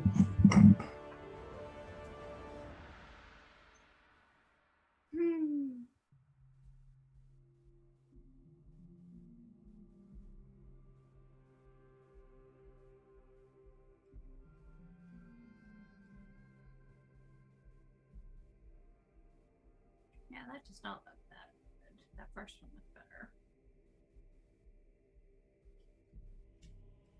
I gotta stop looking at tacos. I'm super hungry now. It's way too late for me to get tacos here. Honestly, I'm kind of thinking I'm gonna order tacos too now. Everybody's getting tacos now. So good. Ooh, they have new birria tacos. Let's get those. What are those? Yeah, what are those?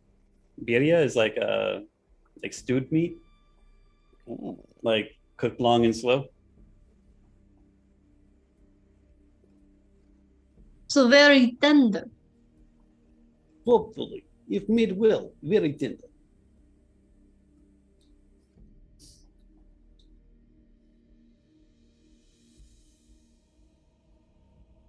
It's coming like its own gravy, or What's up?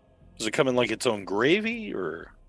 No, just imagine like pulled stewed beef. It's like usually like super freaking tough cuts. You know what I mean? Yeah. But then you just like cook them for hours, and like there's some juice in there and some sauce, but it's usually like you just like pull it out of the stew, you throw it in the. I feel like I'm Reed describing sandwiches. You pull it out of like the stew pot, you put it on a nice little corn tortilla, usually a little bit of cilantro, a little bit of onions. That's birria. So it just occurred to me why I'm trying to describe why the Mexican restaurants around here don't have all of the options that you're describing. It's because they're all freaking Tex-Mex. Because I live in Texas. We don't have Tex-Mex. We're not Exactly. Tex-Mex. Tex-Mex is very different from Really the is. Mexican food here. And We have even Mex-Mex. if it's like an authentic Mexican kitchen kind of I restaurant. don't know. There are Taco Bells in California, so It's not real Bell Mexican isn't food. it's Tex-Mex though. But you never say, hey, do you want to go get some tacos and go to Taco Bell? But you do say, hey, you want to go get some Taco Bell? And then you go get some Taco Bell. Yeah, Like saying, hey, you want to go get That's true. Italian, and you go to Pizza Hut. I mean, like, Well, kind of. But no, well, I mean, if you don't have any Italian food restaurants, they still skew towards Tex-Mex, and they have like the kinds of things that people who look like me would want to eat. And I'm like, I really want to eat real Mexican, but thank you. Thanks for trying. Wait, now that We have some of those places here too. They are everywhere. Yeah, Now there's that we're talking one about called tacos, I Gringos forgot. that like their entire stick is that they go hard in on the Tex-Mex, and I hate that place. I don't like anything on their menu. oh, that reminds me. I forgot, babe. Did you want me to attack that zombie next to you or no? We went on the taco tangent, and now I'm. Yeah. Or do Yes, you want yes, to finish please. him off? Yes, you, please. you no, can kind I'm, of attack no, everything near you. No, I'm going to. I can do I'm going a to- triple multi-attack. So I can attack 3 of these zombies. Nice. So I can attack that guy, I can attack that guy, and I can attack that guy. And then Garrett, I if was- you want to multi-attack, you can attack this guy and finish him off, and then go run over and save Hadley. And then use your second attack on that other guy. Up to you. I feel like Hadlin needs my help more than you do. So if Okay, you so can I'll attack- if you can I'll cover attack my this guy retreat, first, yeah, and then that that way would be you won't good. get an attack of opportunity on you. Yeah, because right now you are a mountain of hit points. Yeah, I should not have come over here, is what I now realize. That was a mistake on my part. If I polymorph into a dragon, I'm fine. I think you're good for realized that this was a big bad that was attacking. It just looks like a shadow to me. I didn't notice that it was some kind of like zombie boss or whatever. Dude, I wasn't gonna do the polymorph. I was just gonna do the breath weapon. I'm all like, these are only zombies. I'm not gonna go overboard. I was gonna do a breath weapon, clear out I had like a 15-foot cone set up if I was able to back up in between these to the party. But I mean, yeah, sorry, I didn't know the mirror images were gonna get in your way. Yeah, no. But you rolled so low on your intelligence. Actually, technically, those don't take up the mirror images don't take up space. Yeah, so the problem is he rolled such a low intelligence roll that he doesn't know that. Didn't realize exactly. Yeah. Honestly, he rolled such low intelligence that he's like, these zombies, they look like people I should get near. No, I like the polymorph into the dragon. I think it's very cool. Mm-hmm. Oh yeah, definitely. I didn't realize that a young bronze dragon was only a CR8. Oh, I looked this up all before I even thought about polymorph. That's the whole point of this spell, for sure. Yeah, this is probably like a zombie lord or zombie leader. I think there's a... Yeah, and I must have been thinking 3.5. Have anyone damaged it yet? Can we? I have. Yeah. Yeah, Hadlin's knocked the hell out of it a couple of times. Yeah, I'm getting to use the new war magic. And I have plans. If it doesn't work, the Zeds around me are going to evaporate real quick. Ranger, did you run there? Jesus Christ! That was the Ranger, fastest I've ever learned the done teleport spell. I see your Ranger, baby back give me a Constitution saving throw. I think I was.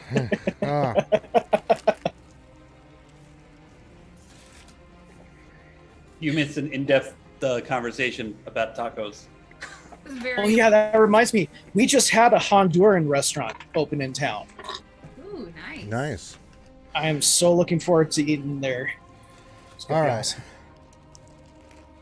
I don't think I've ever had Honduran. I have had Ecuadorian because my friend was born in Ecuador and her mom cooks like some pretty amazing food. Although the things that she cooks tends to have raisins in it, which is kind of odd when you're eating something savory and you're not used to that. You get used to it. Okay. Whose turn was it? It was, let's see, Critty had just taken a turn. Yep, so it's now Togar Who Stinks' turn. Okay. So I am going to use my multi-attack. And the first one I'm going to go for is the one next to Ashira with a claw attack. Which is a... Where's the thing? It is a +8 to hit. So do you want me to just roll an unarmed strike? You roll a d20 and you add that I roll a d20? modifier. Okay.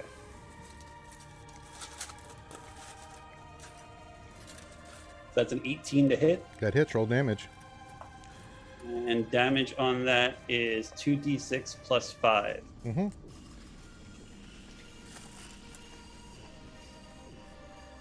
So that is an 8. That is a 13. Okay, that one's dead. And then I'm going to do my second claw attack on this guy right here. Okay. That's another 18. That hits. And a 2d6. So that is a 15. Okay, still up. And 2 claws, 1 bite. yeah, 1 bite.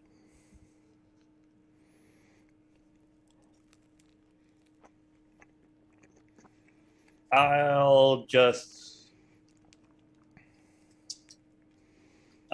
do the same. I'll do a bite attack on the same guy. Okay. Oh no. So that's a 9 to hit. You Well, missed. actually, that's a 1. Yeah, that's an I know. automatic miss. Oh, okay. All right. Well, then that's me. Let my rolls determine that a dragon meh. Yep. The eternal question: dragon versus zombies. You're just not used I to dragging. polymorph myself into a young bronze meh. I'm a meh dragon. Okay. I'm a young bronze pacifist dragon. No, you I didn't actually attack that guy. I accidentally stroked him too hard. I was trying to pet the zombie. Well, come here for hugs. Come on, don't look at me like I'm freaking Frankenstein. I want Tell to me kill you, about the but you're so rabbits. cute. Tell me about the The rabbit. wabbit. All right, you are up, Drom. Yay! Okay, I'm going to look over to the obelisk that's glowing bright green and cast a 4th level Dispel Magic on it. No effect. Okay, well. And Still glowing green. okay. Let's see.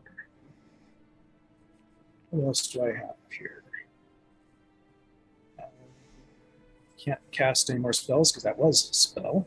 Mm-hmm.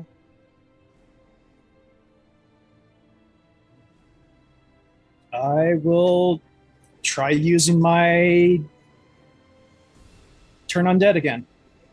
DC 14. Is that an action or a bonus action? Oh, sorry. Never mind. I can't do that. No, you can't because you cast a spell. So that's my turn then. Okay, it is now the zombie's turn. The one on you, Reed, is going to try to climb up with an athletics check with a negative. That did not go well for that zombie. He can't get to you. All right. Yay! This one's going to move to this position, and this guy can't attack you because of this thing you did, right? So he can't hit you, so he's out. This one will take a swipe at you. What's your AC? Hadalin? 20. But you have disadvantage because I am blurred. That's true. Okay, these both miss. Let's see. This one will attack then. Nope. And then the big guy's going to hit. He hits for 13 points of damage. His other attack.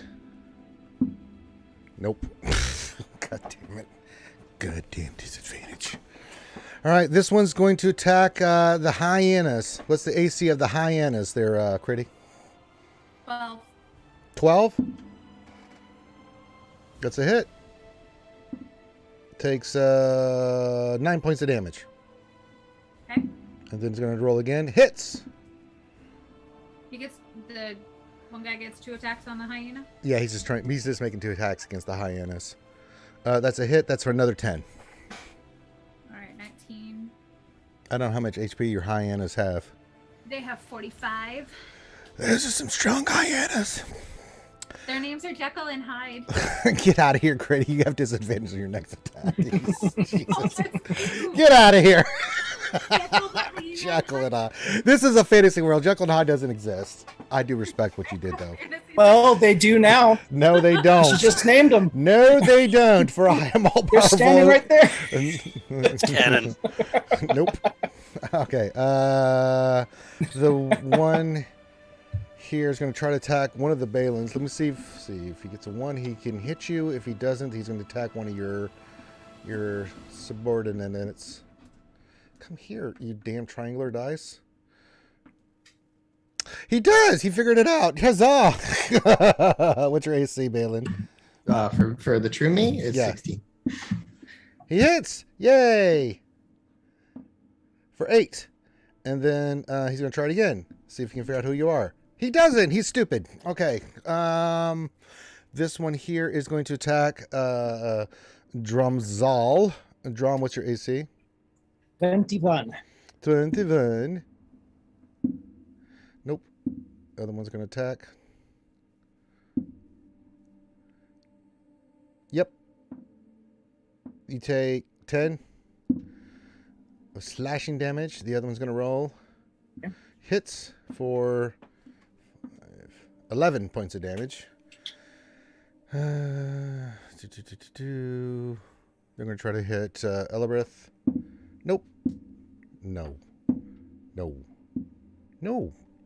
Okay, that didn't work out. This one's going to move over this way toward Puff the Magic Dragon. So is this one. All right. These 5 are all attacking you. They're Puffy. Your AC is a natural 18, so let me roll. That's a hit, natural 19. You take 4, 9. Another attack. I take 9 points of damage. You take 9 points of damage. Miss. Okay, the next one's going to do 2 attacks. Miss. Next one's going to do another attack. Hit on one of them for 9 points of damage. Jesus Christ. Hit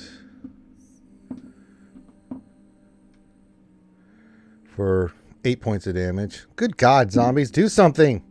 Hit and miss for 5 points of damage.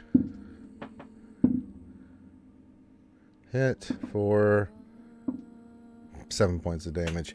Bloody wee. I'm down to 104 hit Shut up. now.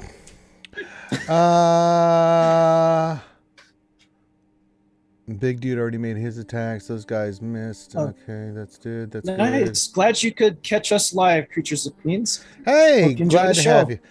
Welcome. Good.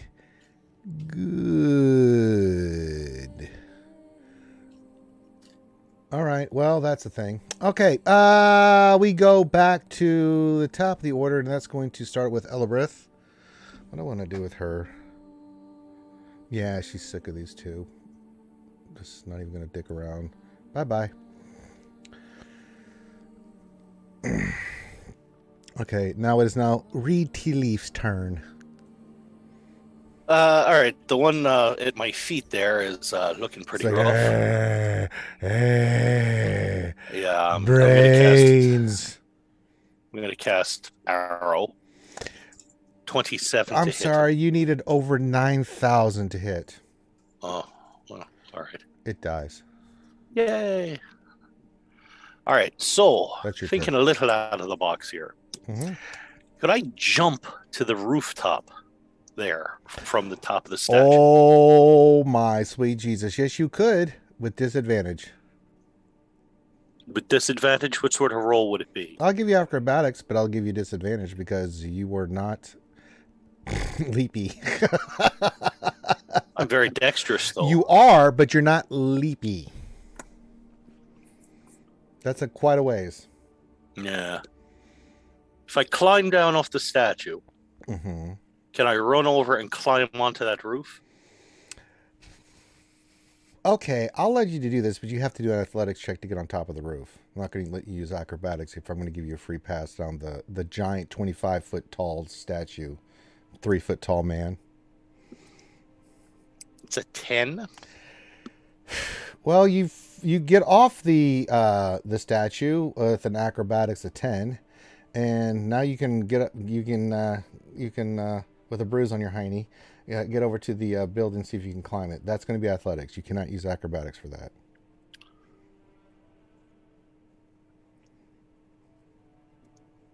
$19. How the hell do you roll better when you have better acrobatics? Hey. Sometimes this game makes me ill. All right, you're there. All right, so I'll hop up onto there. Don't you move your character. I'll tell you where you are, young man. Okay, sorry, sir. And in fact, you're over here now. There. How you like that? See, now Oh, strange that's dimensional worse. magic hits you. Oh, this bloody thing. You're right there. All right, out of curiosity, make would a I be able to stealth check. see? Well, could I see him? No, The not big yet. bad. You just got to you just got over the ledge because you All right. climbed down, and I'm being nice. Don't. No, I know. So That's you're why I'm yeah, asking. you can't do anything right now. You can't do All right, anything so else. I'm going Other to than stealth. stealth, yeah, make a stealth check. 14. Oh, Not great. okay. You know, I think in the future we should, invest in getting you like a grappling hook. I think I have one. Adeline has one. I think I have one. Oh, hi, So Kate. Hey, Kate Gaming, the world famous That's Kate supposed Gaming. to assist with climbing. Is the tree trunk with you, Kate Gaming? Okay.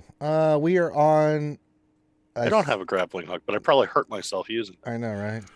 It probably weighs more than you do. All Yeah. right, Ashira, it is your turn, milady. Okay, well, seeing as I find myself without a zombie, I head over towards Kitty and Hatalin, Okay. and I would like to attack the gentleman in front of Hatalin. Okay, make an attack roll. I will make attack roll. As soon as I find this, there we go. In case the tree trunk went to bed. Well, these things happen. I'm sorry, you needed 1 million to hit. Ashira, roll again. No, that's a hit roll damage. Alright, I rolled the damage. 13. Okay. 13. And then I roll again. Yeah, make another attack. Hmm. Oh, no. Roll me Ruh-roh. a d4. Uh-oh. No, D4, no. he says. Okay. Where? Oh no. I am sorry, Adeline. Maybe me. I'm blurred. It could be Critty. It could be Critty. Okay, and Supposed then to be the bad guy. roll a d6. And now a D6, he says. Uh-huh.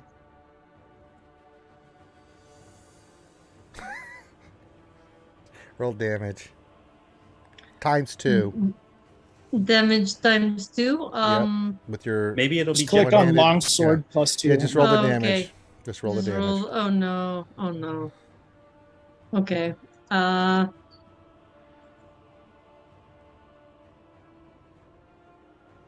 So 16? Yeah, it's because you're using it one-handed. Yep. So what happens is Shira comes running over, yay! She's screaming, and goes to attack Mr. Fiend of the Night. Completely misses, overzealously, cuts off the tail of Mr. Hyena over there as she hits it for 16 points of damage. So Critty takes 16 points of damage off of Mr. Jekyll or Hyde, you called it. Hyde. Yeah. Jekyll's the other one. He's. Well, yeah, Jekyll these things got happen. hit before. Hyde is this one. Yep, so this one's get its tail completely cut off and Poor is... Hyde. Yeah. I'm He's sorry. fit to detailed. So that was your first swing, Ashira. Oh, that was your second swing, so yeah. Anything else you want to do?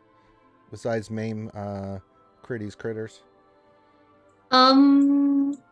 Let's see. I would like to put Hunter's Mark on the gentleman. Yeah, you can use that on next round. So just remember, you have to tell me, you have to roll that damage. It's not my job to remind you. Okay. I'm being a good DM. All right. No, it is bonus action. That is my bonus you can do it, but action. you just won't get any damage from it because you're out of attacks. So you really want to use that Yes. before you do any attacks. Just remember, order of operations Yeah. is Hunter's Mark, then attacks, and then you want to pump in some extra damage. You do your smites. Okay.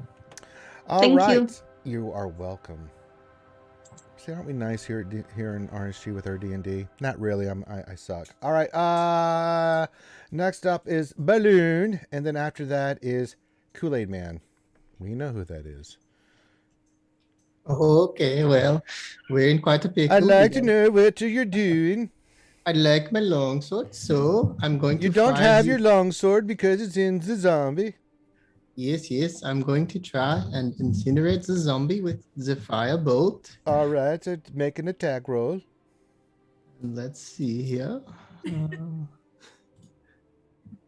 Is firebolt an attack or is that a resistance? Could be an attack. It's just an attack. It's an attack roll. 29 to hit. For 3 points of damage. Okay, it doesn't kill it. It just does 3 points of damage. Oh no. Damn, that's a feast or famine one right there. I roll Huge 29 to attack. hit. Roll damage. I roll Bic lighter. Oh, is there any way I can use a bonus action to try and pull the longsword from his eye? Nope, you have to make an action athletics check. Okay, I'll try again. You succeeded in burning an eyebrow off of him. Not my day. That's all from me. You gave him an Indian burn. It's like the old car cigarette lighters. That one must have come from the illusion. Wasn't mine. All right, what would you like to do now? Dervin. That's all from me. All right, you are filled. All right, next up is Kool-Aid Man, and after that is Lady Critty. All right, I will make 2 attacks at that said zombie leader. Go for it. First attack is a natural 1. Right? Oh no! I hate him. I hate roll 20. Roll 20. I swear. Roll a d4.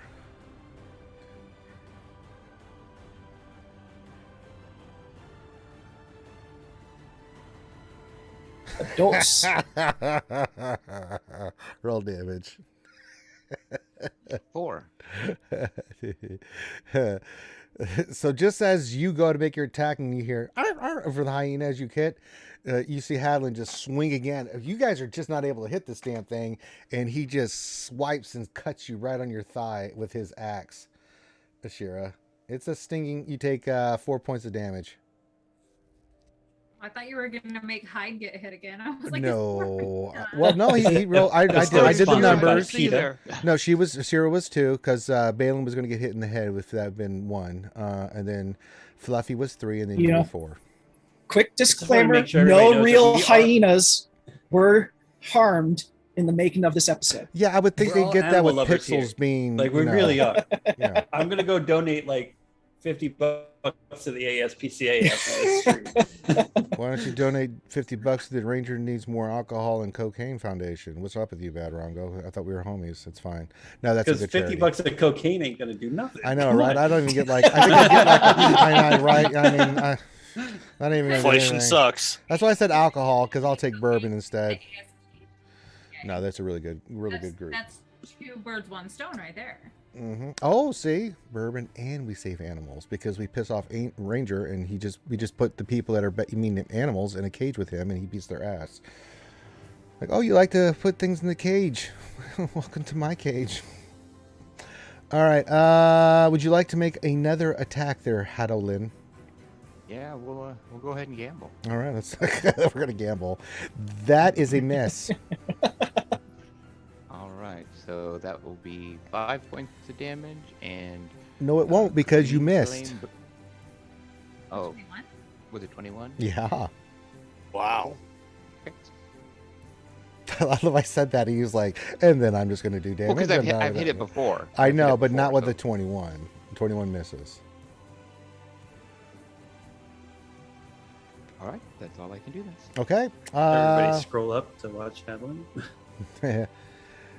If I remember correctly, it was what, a 24, 25, something like that? Yeah, he rolled high before. 25. The first one? Yeah, so Yeah, that hits. a crazy high roll before, so. Okay, Miss Critte. Okay, Jekyll is gonna go first. All right, make your attack. This one has not been hit yet. That is going to be a fatty miss.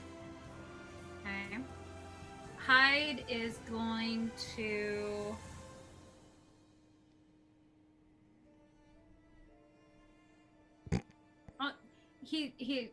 He's gonna be nice. Okay. He's not very happy that he just got his tail cut off. No, So I wouldn't be either.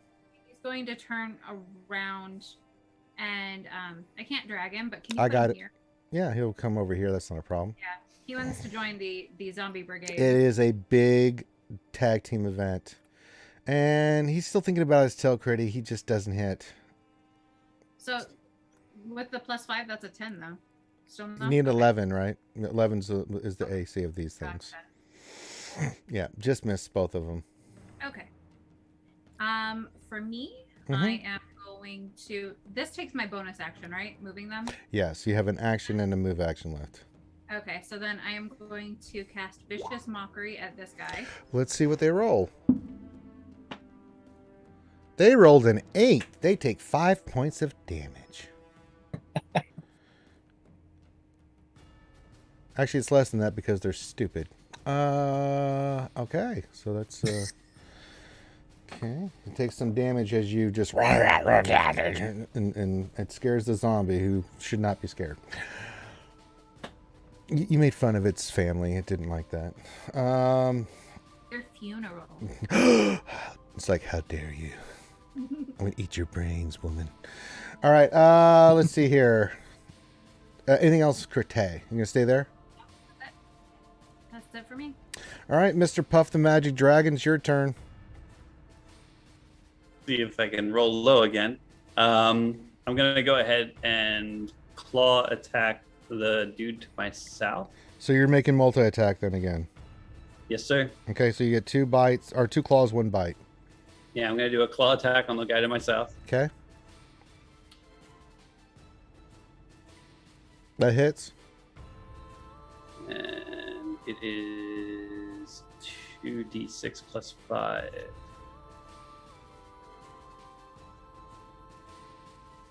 So that's 11 damage. He is dead. And then I'm going to go ahead and claw attack that dude. This one right here? Yeah, the one in the middle. That hits. And 2d6 plus 5. So that's a 10 damage.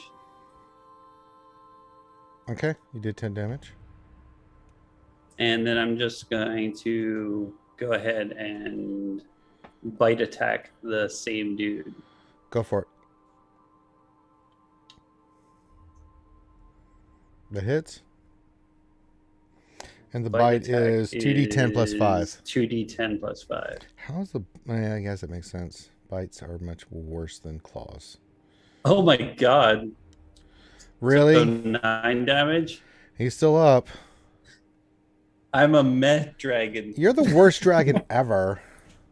What's really gonna be funny is when the polymorph wears off, you're gonna be like, well, oh god, I taste zombie. Ah.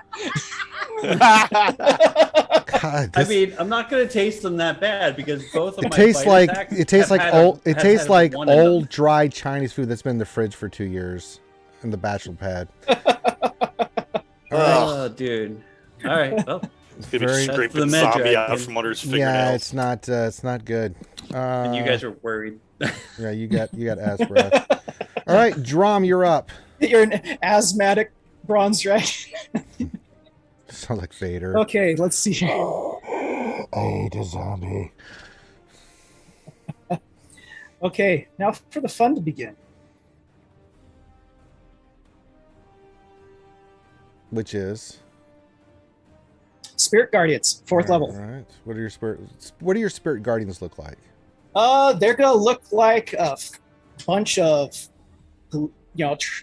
spectral green ravens flying around. So the 3 around me will need to do the saves for it at first. And so will Balin's thing there. Make a DC Wisdom saving throw for me, Balin's copy. Oh, it attacks me too? Yeah, it's an AoE effect. It shouldn't, though. I thought it didn't affect friendly targets. Yeah, I thought it was on the enemies. Just for shits and giggles. I just want to see if Balin can beat this. Okay, is it just my wisdom? Yeah, just roll a DC Wisdom saving throw. 8. Nah, just for fun. It dies. You hear Balin go, and then you only have 2. Just for fun. You guys are destroying the hell out of these zombies. Okay. Apparently, what happened is I'm like, oh, hold on a second. Actually, what would be more hilarious is if I do that D4 and see if it actually kills one of him or hits him. Sure, we'll go with that. So Okay. no, there it evaporated. You're not going to hit Dan Balin. Get out of here. All right. Anything else? So, yeah. Bonus actually, I can just regularly move because now they're You have a dead. movement action. Yeah. Where do you want to move to? Right there. Okay. And they don't take damage yet. It's on their the I beginning of their know turn. they have to do So- this, and it's coming up. Don't you worry, young man. All right, it's their turn. They have to make a DC 14 saving throw. They did. I'll be damned. Okay. But if they try to move out of it, they're going to get poopied on. All right, these 2 zombies, so you do that. They're not happy with you, Drum. They're going to try to take a swipe at you. They do take half damage on a successful one. Yeah, Okay. so they took 10, so I got you. What's your AC? 21. Uh-oh.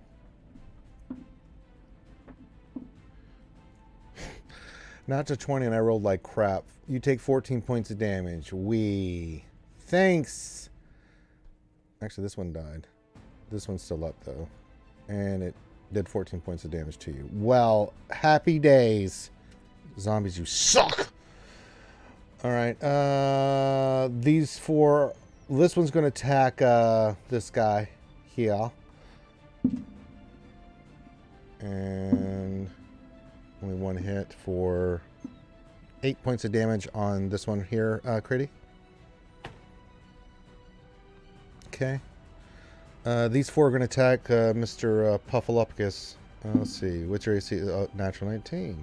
Second attack is natural 18. Those two hit. So you take 7 and 9. 9! This one's going to swing at you. Not as... no, that hits. That one does not. So just one attack hits through. You take 5 points of damage. That hits once for 7. Good God. And this one's going to swing.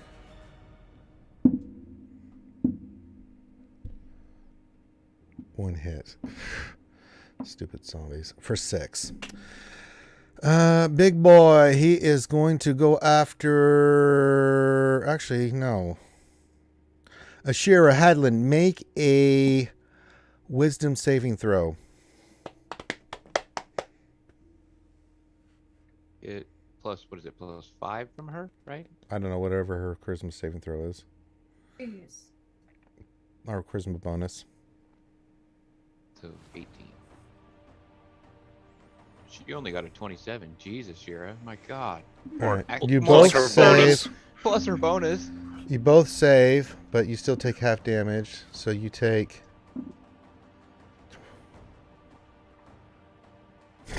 Great. 15 points of damage as you see this guy, his mouth, his jaw drop open, and you just see this putrid breath come out of him. And so... Damn it. You just take 14 points. No, 14. I did my math wrong. 14 points of damage. And that's my turn. Oh, goody. Here we go with the beatings now. Reed, you do have stealth. You do have an advantage because you're high. What would you like to do, my friend? I would like to put an arrow right in Mr. Big Bad Guy there. Not the easiest shot. He's kind of halfway in the mausoleum, so you have... He's kind of undercover. They've got him at the entrance of the mausoleum. You're not going to be able to get a shot on him from there. Is there anywhere on the roof I could move to where I would? No. Or... You can see where the buildings are positioned. No, not from there. All right.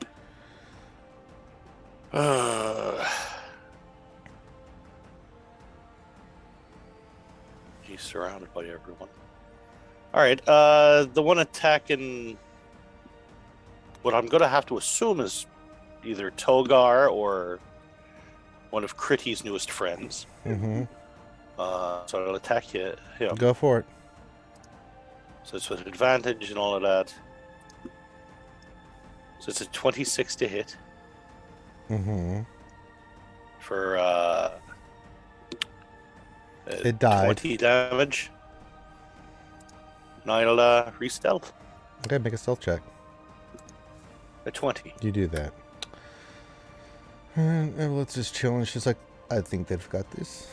All right, Ashira and then Balloon.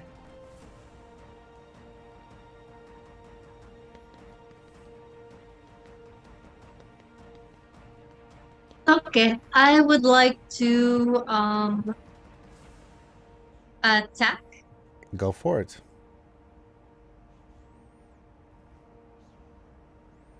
Miss. Okay. That's a hit. Roll damage. All right.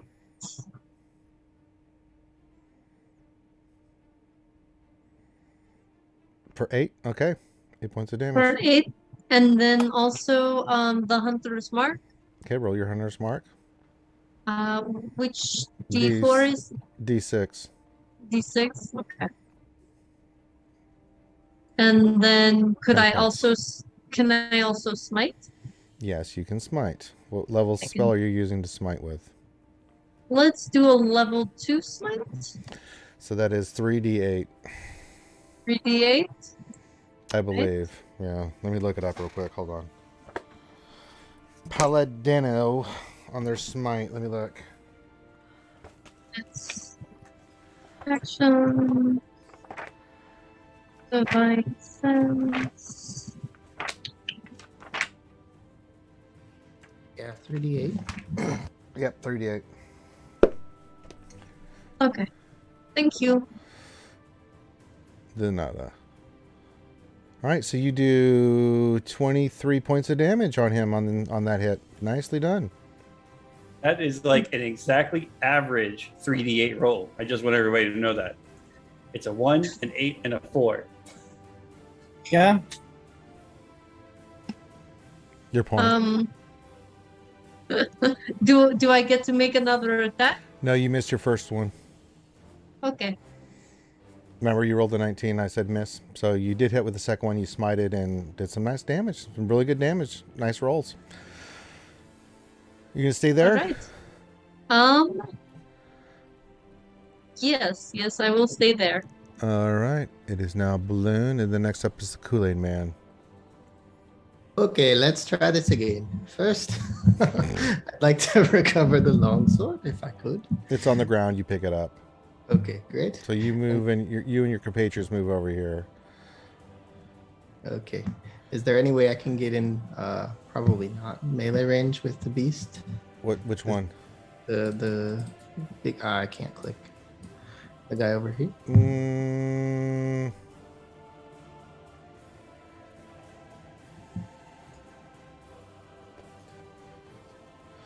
I mean, yeah, but not really, no. Okay, no problem. Then I'll move so I can maybe like up here so I can get an angle to shoot another fireball. All right. Fire blast. All right, go Not for a it. fireball. Magic missile. That would be good with the way I'm rolling. Who are you going after, the little zombie or the big zombie? Well, I guess it has to be the little one because he's in the way, right? Yeah, that hits and he dies. Yeah. Okay. Yay! First kill. You see her manly going. "Do-do-do-do-do-do-do-do-do." All right. Anything else? That's all from me. All right. Kool-Aid Man. And then it's Krita. So what's left and where? There's zombie leaders. There's a big baddie there. Oh, okay. Yeah, I forgot because my brain does not see color. I know. Yeah, So, yeah. yeah. Okay. Science. Yep. All right. So his AC is super high.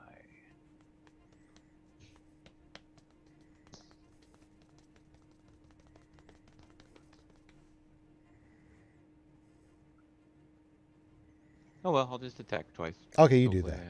Hopefully I won't do any damage. You do that. You attack twice. Go for it. You miss with the first attack as it clings off this really nice dwarven armor, which is not really nice. It's just it's dwarven armor. You know, it's well made. Oh, 13 misses as well. So you go kink right off the armor. All right. I will. That will be it. I will save my reaction in case he hits me to put shield up. Yeah, you got your shield, so you're good. All right, we got Critty, and then we got the Bronzium Dragon over there. Is Gara's aunt gonna like get into this fight at all, or is she just chilling? Who? Gara's aunt or Ashira's aunt? I mean, besides taking out 10 zombies, what more do you want her to do? Yeah, she said it looks like you guys have it under control. I'm just gonna chill here. She did do a lot in the beginning, you know. She's just been chilling. That was just I mean, she. I think, and if anyone here, she could probably look at you and be like, "You want to pick up the pace? You maybe help out a little bit there, Mister My Dragon." She's sitting there cheering Ashira on. How's that? Yeah, she didn't care about you. All right, Jackal's gonna bite. go for it. Jackal's gonna miss. No, it's not a hit. Hyde is gonna bite. That's a hit. Roll damage. And 2d6. 2d6 plus 3 is 6 points of damage. Okay, it's still up. It's, you know, not quite dead yet. I'm not dead yet. I'm okay. Getting better. Alright, I am going to cast...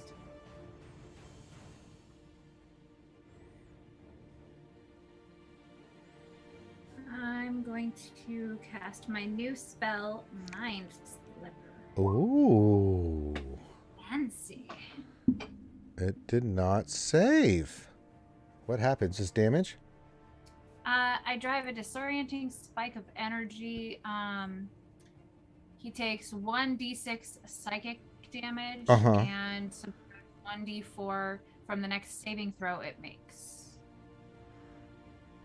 So Ooh, that's nice. Is 3. So we have to say, yeah. So, let's see. So, still up, but not looking happy.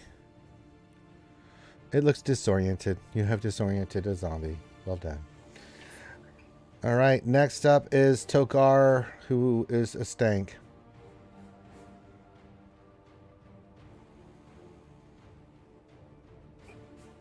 Let's roll another crappy roll against this guy in the middle. Mm-hmm. So I'm going to attack him with a claw attack, doing another multi-attack. Multi-attack, go for it. A 19. I'm sorry that missed. Roll again. And what is that? That's 2d6. Mm-hmm. All right.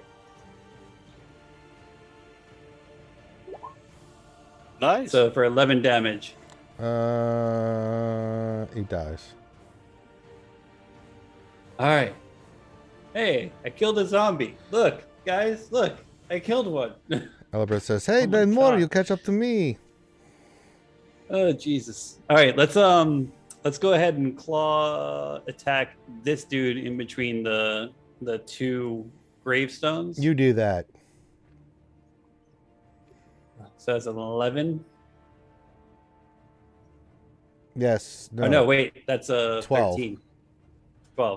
12. Yes, that hits. All right. And then 2d6 again. Mm-hmm. So 7. 9 damage. It's 2d6 plus what? Plus 5. Okay, so 11. Okay. And I guess we'll go ahead and we will bite attack that same guy. Sure, you do that. All right. Sheesh. It's my first bite. Hopefully. Okay, 2d10 plus 5, I believe. Yeah. So 15 damage on him. You just bite it in half. It just disintegrates. Tasty zombie. You're gonna definitely need a tic tac after this fight. I'm going to roll up and kiss Drum right on the mouth. No, you're not. Okay. That is Togar. It is now Drom's turn. Okay. Something nice for Drum. Something nice. Not I'm gonna not zombie stank breath. That's not move very right nice. here and say hello there. I'm gonna take a swing at this dwarf guy. Go for it. Not Hadlin, the undead. Right.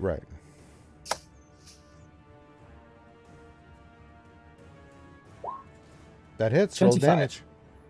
Cool. I'm gonna burn my Orcish Fury to add damages. I'm letting you know beforehand, and I'm gonna use my divine. What do you call? I just got it this level. Divine Strike. Okay, go for it. So here's regular for 9. Wait, what is it? 9 plus 4, so 13. Oh, Divine Strike. Yeah, is already in there. That's cool. I didn't know they automatically put it in there. Yeah, it's the 4 at the end, so 9. And then the Orcus Fury rolls another D8. Yeah, so Yeah, 13 another plus D8. whatever you get on your D8. Oh wow. Oh, I mean 14. That's okay. 14, and then I will use my bonus action to attack again Okay. with the War God or War Priest. Okay.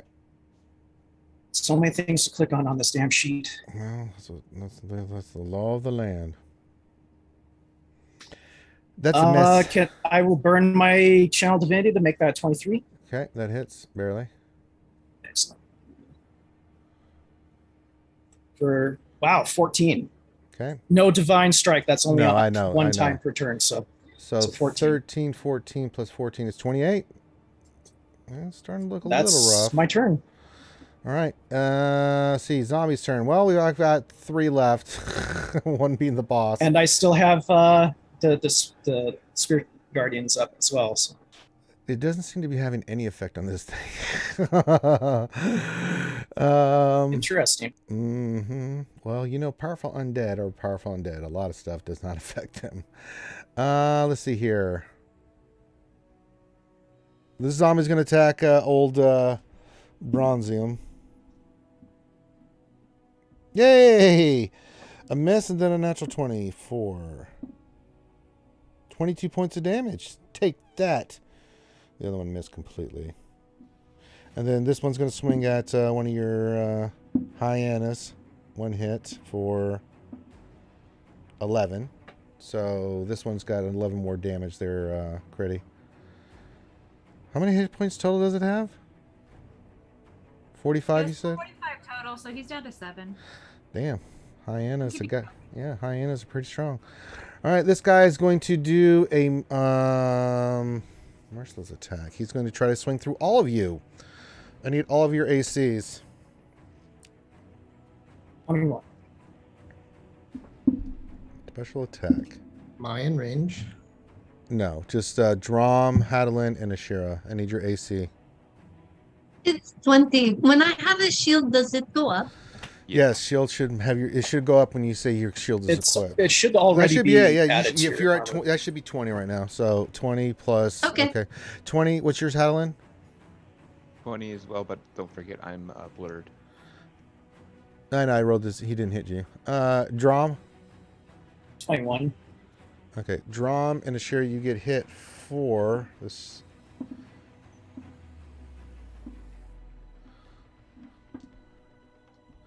$21 points of damage as this kind of spectral light comes through this axe as it swings through. It misses you, Drom, because he misses somehow.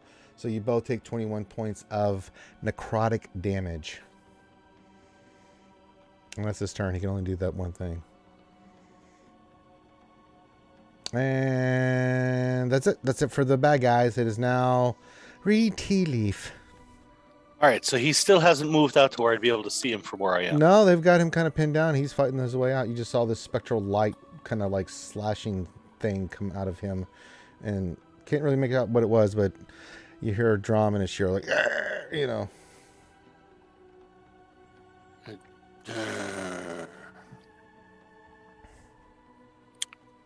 All right, I'm gonna take out the one that's still attacking our allied dragon there. You cannot see him because it's a dragon in front of him. Oh, okay. I'm not elevated enough to see over him. You're tiny. I mean, you are, but he's still a dragon, and that his body is higher than that target is. You know? No, it makes sense. Makes sense. All right.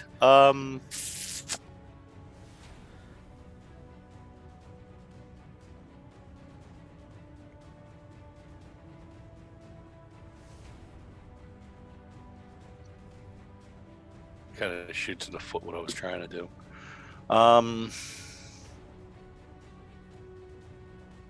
How high is the mausoleum? It's actually the same height as the house you're at.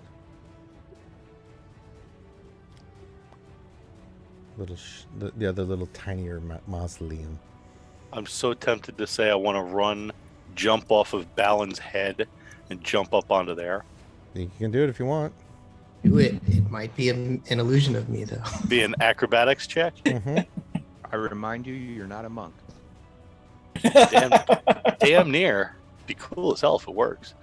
I'm going to try it. Okay, go for it. 13.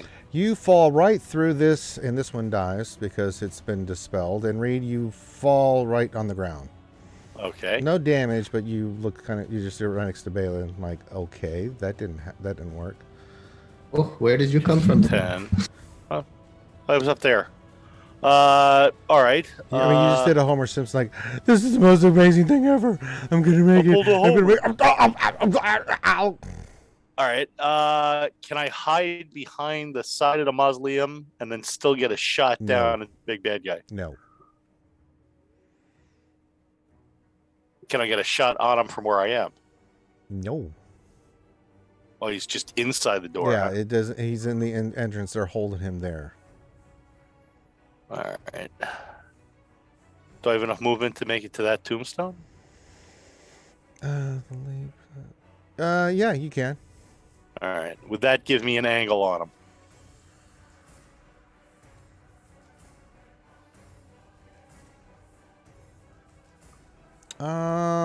I'll say no advantage, but you can take a shot at him. All right. I'm going to take a shot at him. Go for it.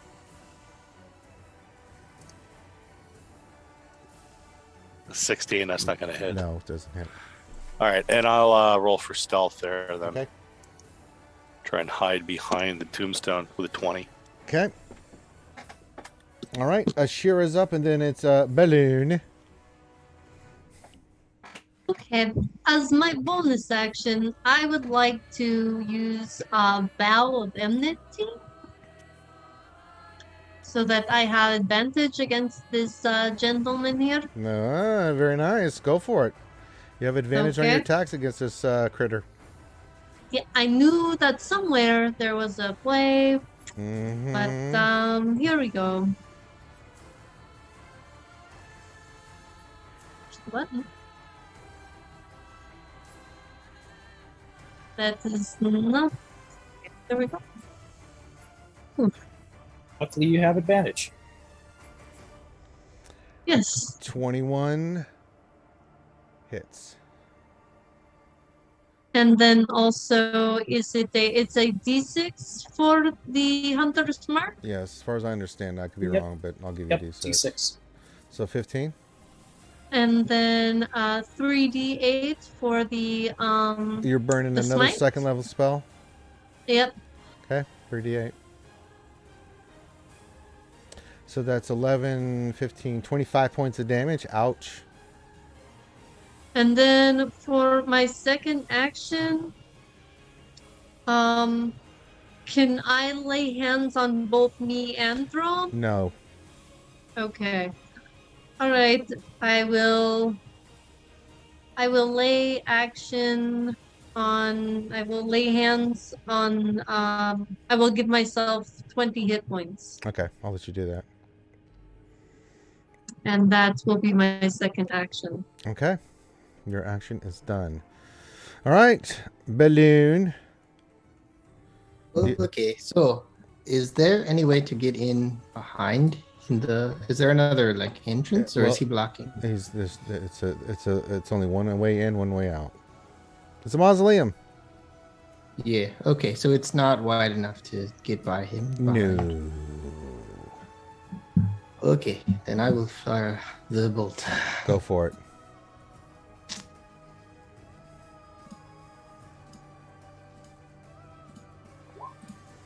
Twenty misses. Okay, that's all from me. Okay.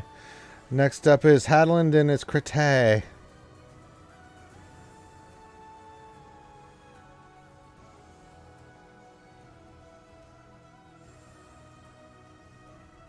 Miss.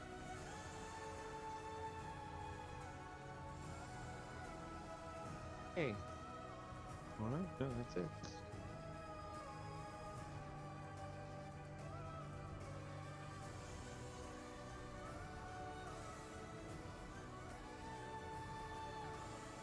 That's a miss.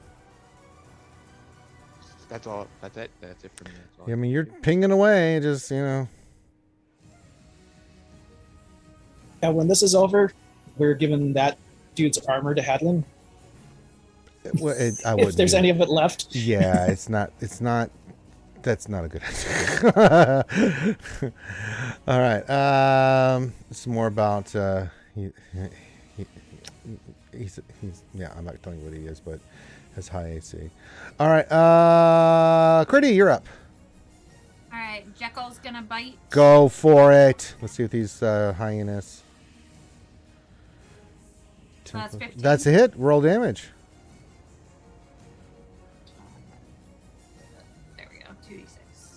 So that's 7 points of damage. It does. Yay! Good boy, Jekyll. This is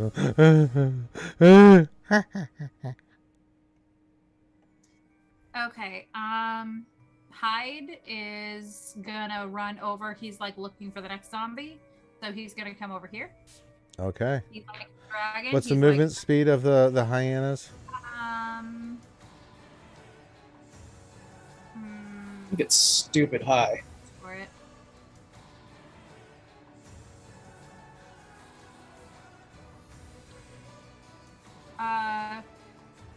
Well, he can rampage. Hold on. I'm still looking. Oh, 50 feet. Yeah, he can get there. So he's gonna rampage. Oh wait, no, the other guy killed. Never mind. It was one or the other, yeah. Yeah, he's just gonna hit. Okay, make an attack. He loves zombies. He so hits. That's 16 and 12 points of damage. That's taking a bite out of crime. Still up.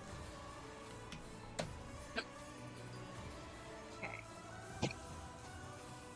You So said that- it was that 12 points first of guy- damage? Yeah. Okay. This first guy though, I misread the rampage. He's the one who gets to rampage. The other one doesn't. That's fine. It's all good. Yeah, he can take a bonus action to move half its speed and make a bite attack. Okay. Which is too far away, but Yeah, he is going to. We'll see he'll get to about right there. Yeah, he's gonna head that way. He's following his buddy. He's like, I'm missing a tail. I need to take it out on somebody. No, I'm going to. This one's missing the tail. Okay. Keep him straight. A few minutes they won't be here. They'll be back in the astral plane, saying, "Oh, she was quite nice, but we got my tail cut off." Yeah, her friends suck. They cut off my tail. I don't like that, Elf. She's quite mean. She bit me tail off. I mean, I don't like that. So I'm gonna, for my action, I'm not moving, but I'm gonna turn around and cast Healing Word at Hadalin. Okay. Go for it. You get 7 points of healing to you, Hadolan. Nicely done, critic. All right, next up is Mr. Bronzium. Okay. So while this zombie has a hyena jumping on him, is it possible for me to take off without getting an attack of No, opportunity? he'll still hit attack of opportunity. So if I do a claw attack, can I still take off after a claw attack? Yeah. All right, let me do a claw attack on the zombie then. Okay. So is That that hits. plus 5 to that? So 16, and then it is 2d6. Plus 5. So a 10. Still up. All right, one more claw attack then. Okay. Hits. So 11 more points of damage. Okay. All right, so can I still take off and move or no? Yeah. Where do you want to move to? I am going to be... What's my height I can go? I think it's 60 feet. No, you can move 60 feet. I mean, you're about the size of an Indian elephant at your age, adult Yeah. bronzing dragon. Oh, okay. So I can fly 80 feet. Sure. All right. So I am going to go over to... not that. This guy. Go where? Basically, like right above Critty, facing the dark being. I'm just putting you right there. Yeah. He's kind of covered in the mausoleum entrance. Yeah, he's like standing in the doorway. These three are blocking anything because it's a dwarven mausoleum. It's not that big, but I mean he's being held inside there. They're doing a really good job keeping him in there. Okay. But you're hovering over Crite.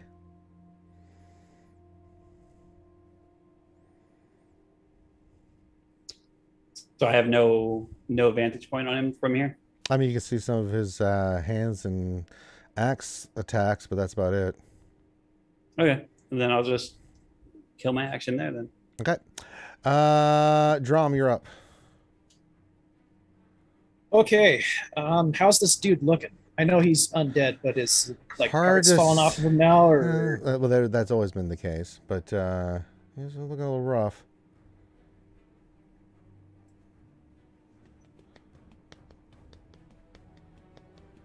do I heal or swim? I'm an orc. Ah, orc smash. This undead needs to die again. Go for it. Okay, swing number 1. 25. I'm sorry. I can't allow you to do that, Dave. For 13 plus 7. How are you adding divine to that? The divine strike? How many times can you do divine strike? Once per turn. Here, I'll link it in. I'll look it up. I just need to know what you're doing. Okay, so that's. It says once on each of your turns, when you hit a creature with a weapon attack, you can cause the attack to deal an extra 1d8 damage. For how long? It's just permanent. Once on each of my turns. So I get it on my first hit, and now that I'm going to use the bonus action to use my War Priest to swing again, I won't get it on the next one. That's right. This is your first attack. Okay, gotcha. Okay, so that's 20. Yeah. Second attack. Ooh, no. Roll me a d6. 2.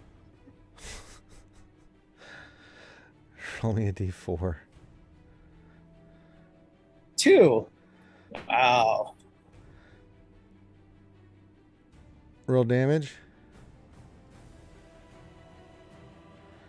9. You hit yourself for 9 points of damage as you plaster your weapon right into your face. You just lose your grip and it just blam right in the nose. Outstanding. I knock myself out. Yep. I'm down. So. You are? Yep. All right. Before I was gambling if I could manage to drop him with the 2 attacks. It's Ebla's turn. She will heal you for. Everybody except Critty and the Bronzian Dragon get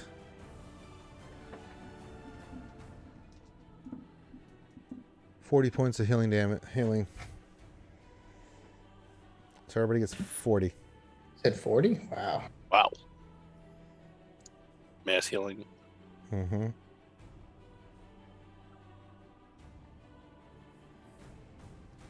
Okay. That's her turn. It's the knight's turn. He is going to. One day I might be able to do that. It's going to swing at you, Hadelin, for one time. He's going to roll. Yeah, he hits. You take 9 damage. He rolled horribly. Sherry's going to swing at you. Hit. My God, for 9 damage. Jesus Christ. How many 1s and 2s can a mother effer roll? Jesus. That's his turn. Great. You're up, Reed Tea Leaf. All right. I hid. Does he see me? You don't know. Would I have advantage on the shot? You don't know. I want to shoot him. Okay, go. You have no advantage. No sneak attack. No sneak attack either. Huh? Mm-mm. 21 to hit. That hits. Barely. That gets through his AC. So it's 12 damage to him.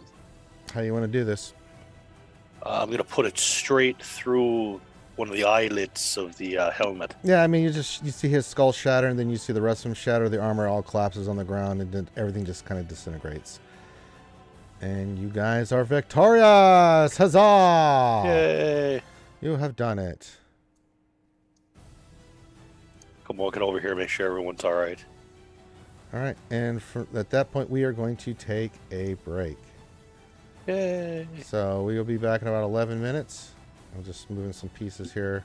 Just bringing Togar next to Togar. And then, yeah, so we'll play the break, and then we'll be back in about 11 minutes, 30 seconds, but we'll be back. So enjoy the break, and we'll be back.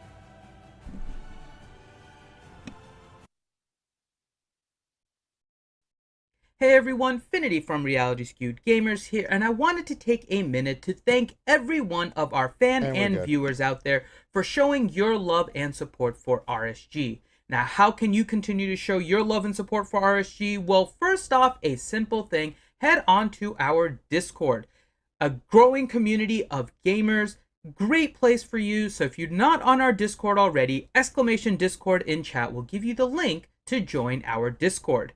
And if you want to show your support for RSG as well, Twitch provides a lot of different ways where you can do that. Now, not only can you donate bits, and there's also a link down below for our stream elements where you can donate directly, but of course, Twitch provides the options for giving us your subscriptions. Now, we always appreciate all of our fans for subscribing, and of course, those that use your Twitch Prime on our channel, because we know you only get one of those.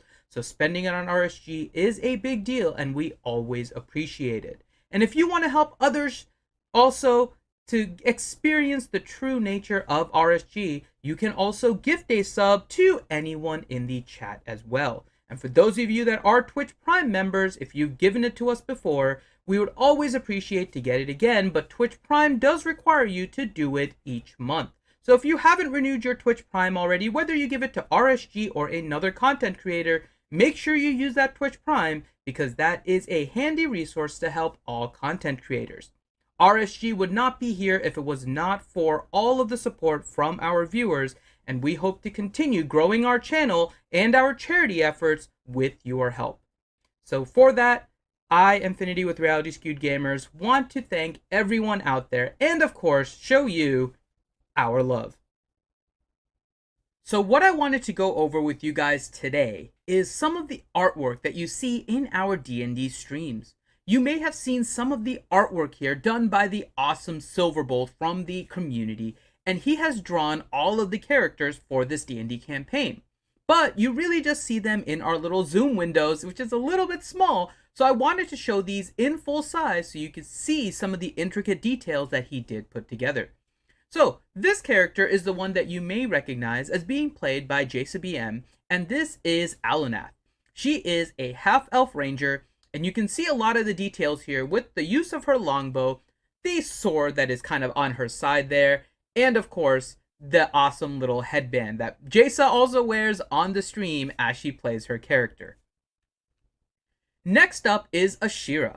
Ashira is played by Gara Aurelios, and she is a warlock that is an Aasimar. Now, if you're not familiar with Aasimars, Aasimars are a really cool race in general. They are basically effectively Fallens of Celestials, so they have some really cool tricks. So hopefully we'll see whether or not Gara uses this and shows them to the members of the party. But she is a warlock, and this is a really cool, you can see that one of the key things about this, which was really cool because it was just the general concept, she has a crowbar on her back. Now, this was a really fun thing in the character development, and Gara really wanted to make sure that the crowbar was there, and Silverbolt did a great job of including it. The next one we have is Balin. That is my character. He is a human sorcerer. Now, he has some special abilities, and you guys will hopefully be able to see some of those as we progress, but you notice something very specific about this. You may not realize it, so I'm going to point out some of the little details here that are very easy to miss. One of them is that his left hand is the one that is glowing with the energy. Keep that in mind as you see my character doing certain things, but it is relevant, and Silverbolt did a great job of capturing it. The other part is that the tips of his hair up top are green, except for a ponytail that you can see coming off the right side of his head, which is black. Now, there is some significance for that. At some point, you may or may not find out about it. We'll see when the characters get into that part of the history, but there are some really intricate details that Silverbolt did include. The next one is Dromzol. Now, Dromzol is a orc cleric played by Grim, and you can see a lot of cool things about here. Of course, the metal armor, the great sword, and of course, the fire in his hand. Now, he is a cleric, but he does have some magic abilities, including things like Sacred Flame and other spells that can be cast by a cleric. So Grim is going to be there. You can see him as the massive orc. So make sure you watch for this character as well. The next one is Hadalin. Hadalin is our pipe-smoking dwarf fighter. He's a sword and board dwarf. You see it now with the axe, with the shield. You would have seen it in the combat here that we just had, and this is Corinth's character. Now, Hadalin is kind of that cantankerous dwarf.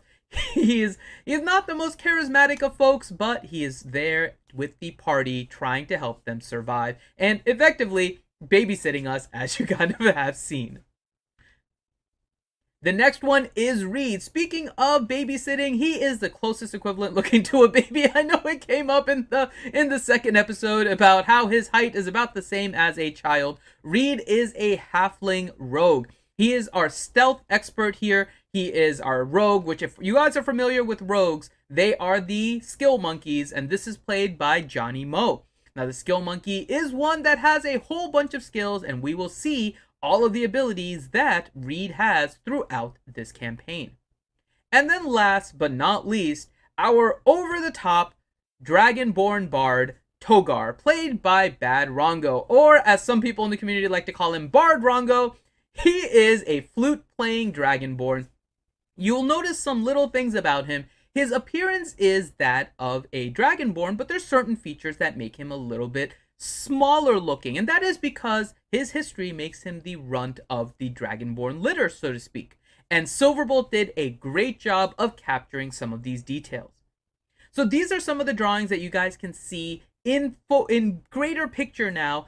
Thanks a lot to Silverbolt for drawing these. I hope you guys kind of like seeing this artwork up close and you enjoy it.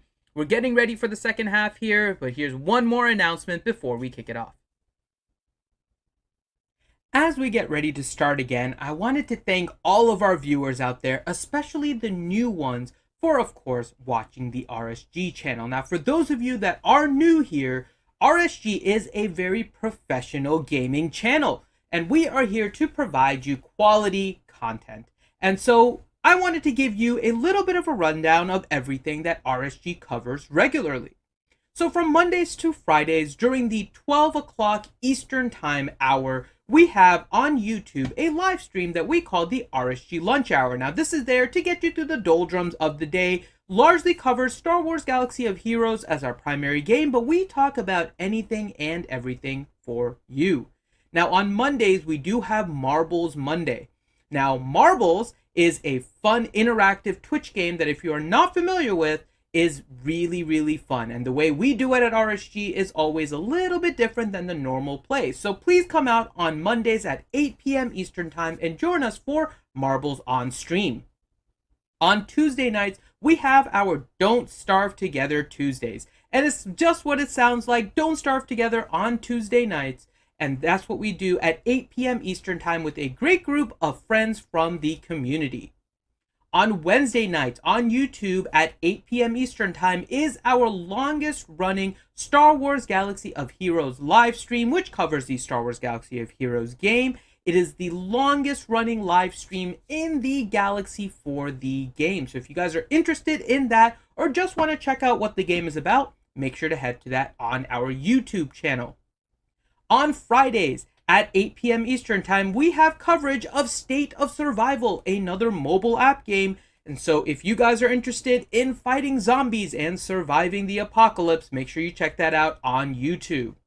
At 10 a.m. Eastern Time on Saturdays, we have Jedi Academy. Jedi Academy is a Star Wars Galaxy of Heroes based stream. It's a pure question and answer stream done and hosted by RSG with a great group of Star Wars Galaxy of Heroes content creators there to answer questions for the community for about 2 hours. So if you want to have your questions answered about this mobile game, head to our channel on YouTube on 10 a.m. Eastern Time and make sure that you are there to get your questions answered.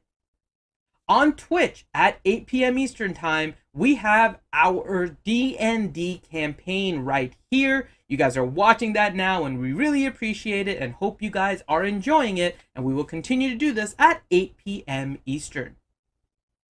Then on Sundays at 5 p.m. Eastern Time on YouTube, we have our Star Wars Dungeons & Dragons campaign. That's right, 2 Dungeons & Dragons campaign, our regular, normal D&D 5e on Saturdays, and Star Wars on YouTube. So make sure you check that out as well.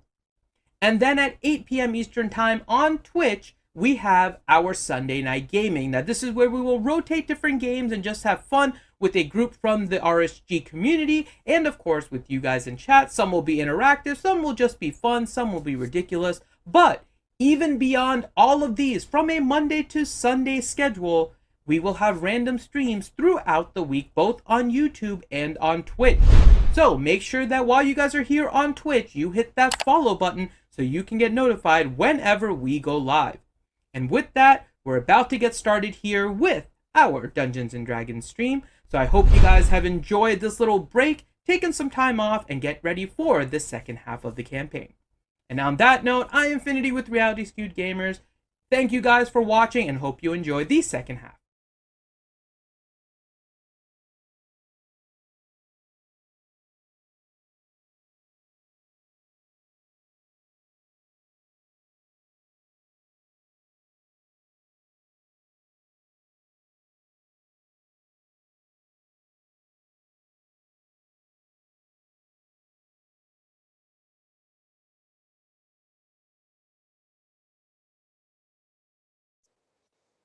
There we go. We're unmuted and we turn the music back on.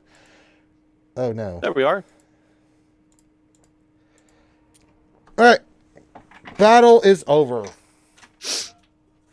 Welcome back, Or everybody. is it? Oh, it's over.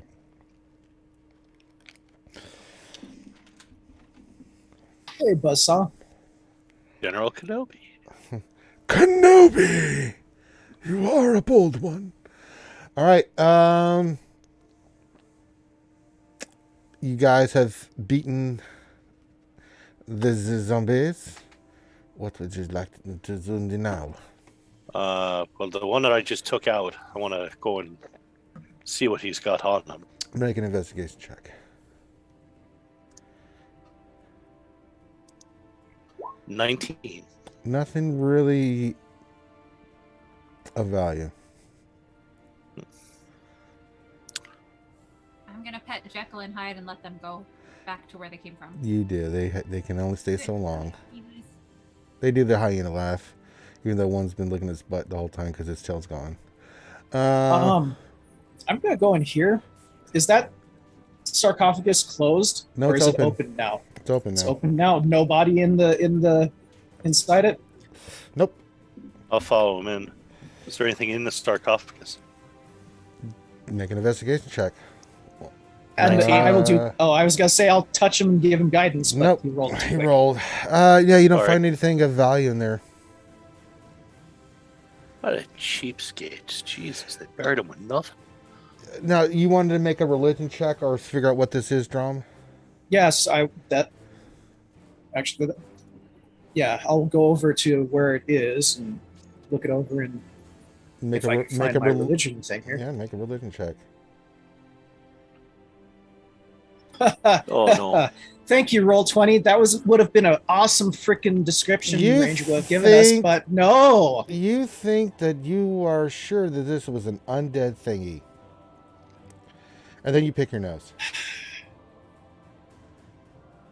Roll20 doesn't like us, man. He doesn't like you. I don't like you either. You watch yourself. All right. Am I still feeling uneasy about this place? Yep, sure are. Can I click the obelisk? Is it still doing the glowy thing? It with has stopped glowing. Okay, that's a good. All right, I'm gonna walk over to here. Higher. Or higher. I want to take a look at this house here. All right. While he's looking around the house, can I do like a fly around the perimeter to see if, like, open up the map, see if I see anything? Yes, you fly around your goddamn dragon. This is everything revealed in. I figured you were going to do that. Pretty decent sized little settlement, huh? Yeah. You know, their doors go big or go home. Do they really though? Well, you know. They went Yeah. home. They left. Yeah. They So, created another home. This one didn't quite work out. all right, I'm gonna Like, can I see through windows or anything into that house? Yeah. You see anything in there? Make an investigation check. 21. You do find a chest in this house. Looks like this is more of a more upper moderate family's home. It is locked. All right. The chest or the door? No, there's no door. It's all gone. It's just buildings and open windows. Glass is gone. I mean, this is so you do find a small Wait, chest in Reed, there. before you go touching anything, though. He's already doing it. Too late. Nope, he's already doing it. You found a chest. What are you doing, Reed? I'm gonna check it for traps. All right, make another investigation check. Natural 20. It is definitely trapped. All right, can I tell what sort of trap it is off of it? It is magical. Hey, Drum, see if you can get a Baron over here. See if you can dispel the magic off of the trap. I mean, I can do it. Oh, can you? Yeah. All right. I'll give it a shot then. You get over there, and you are able to do it. Make a sleight of hand check to see if you can unlock it now. It's safe. A 22. You do. When you open it inside, you find 100 gold inside. Not bad. What's the rest of you doing?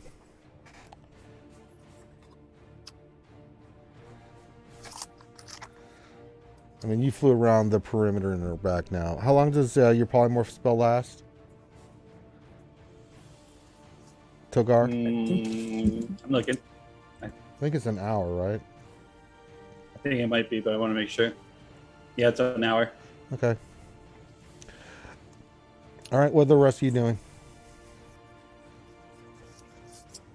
I'm going to make my way over to my aunt. Okay.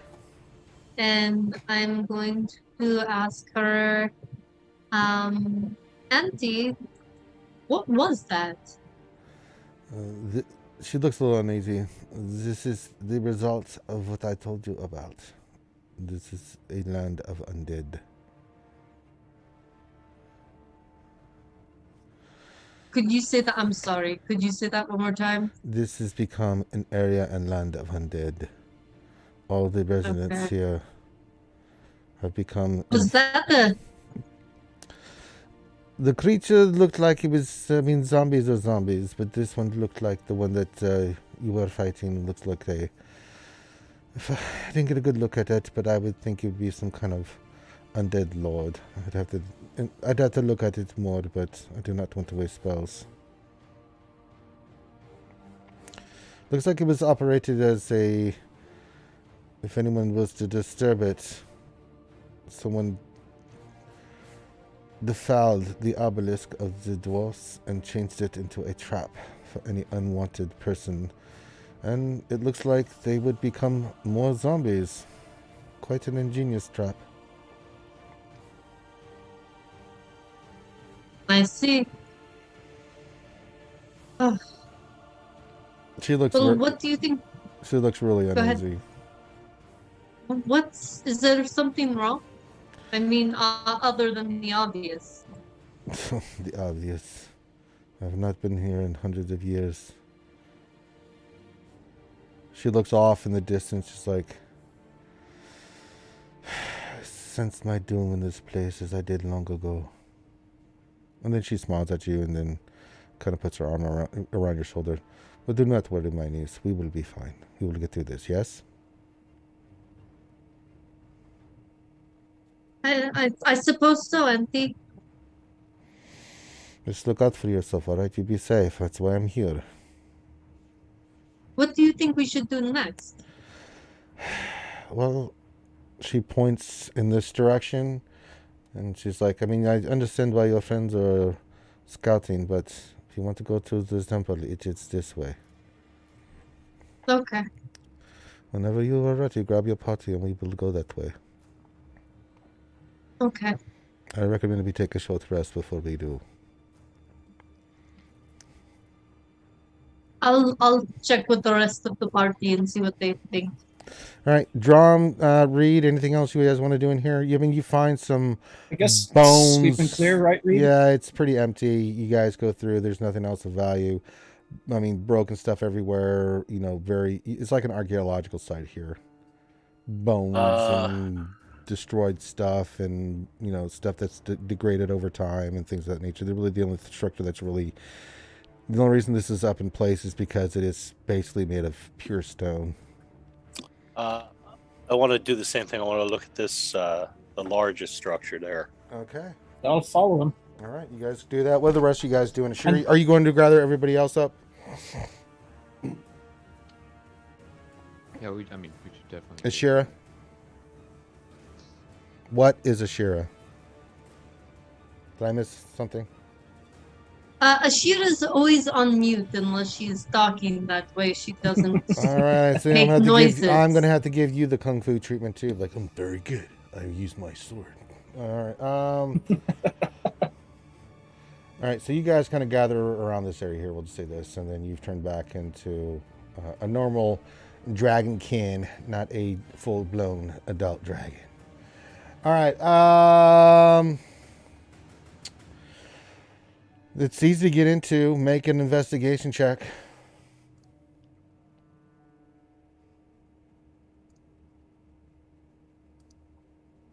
Natural 20. You're on the ball investigating tonight, man. Second Wow. natural 20 for investigation in a row. Yeah. You don't find anything of value, but you do find, because of how well you rolled, which is a natural 20, you do find a secret compartment. You kind of, you kind of tap your foot on the ground. And you're like, that doesn't sound right. And then you kind of move some debris and stuff, Reed, and then you like, oh, I see what this is. It's pretty ingenious the way they set it up. It looks like it's a big piece of stone on the ground, but it's not. It's very light. You're able to move it. It's really sturdy, but you would never notice it unless you had just been aware of that sound. You've been in houses where people try to hide stuff before. You open it up, and inside you see what looks to be like a small book about dwarven size that's wrapped up in several layers of blankets, but it's square. When you open the blanket, you don't sense any danger from it. When you open it up, it looks like a journal. It's very flimsy. When you open it up, it looks like a journal, and it is written in a dwarven language that you can understand. If I were to use the cantrip mending on it, would it make it to where it's not as flimsy? That's not how that works. No, you could not. Okay.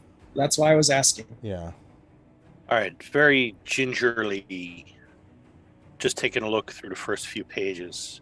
First, get an idea of yeah, what the it first is. couple of pages. This is the home of the Lord Governor that was here.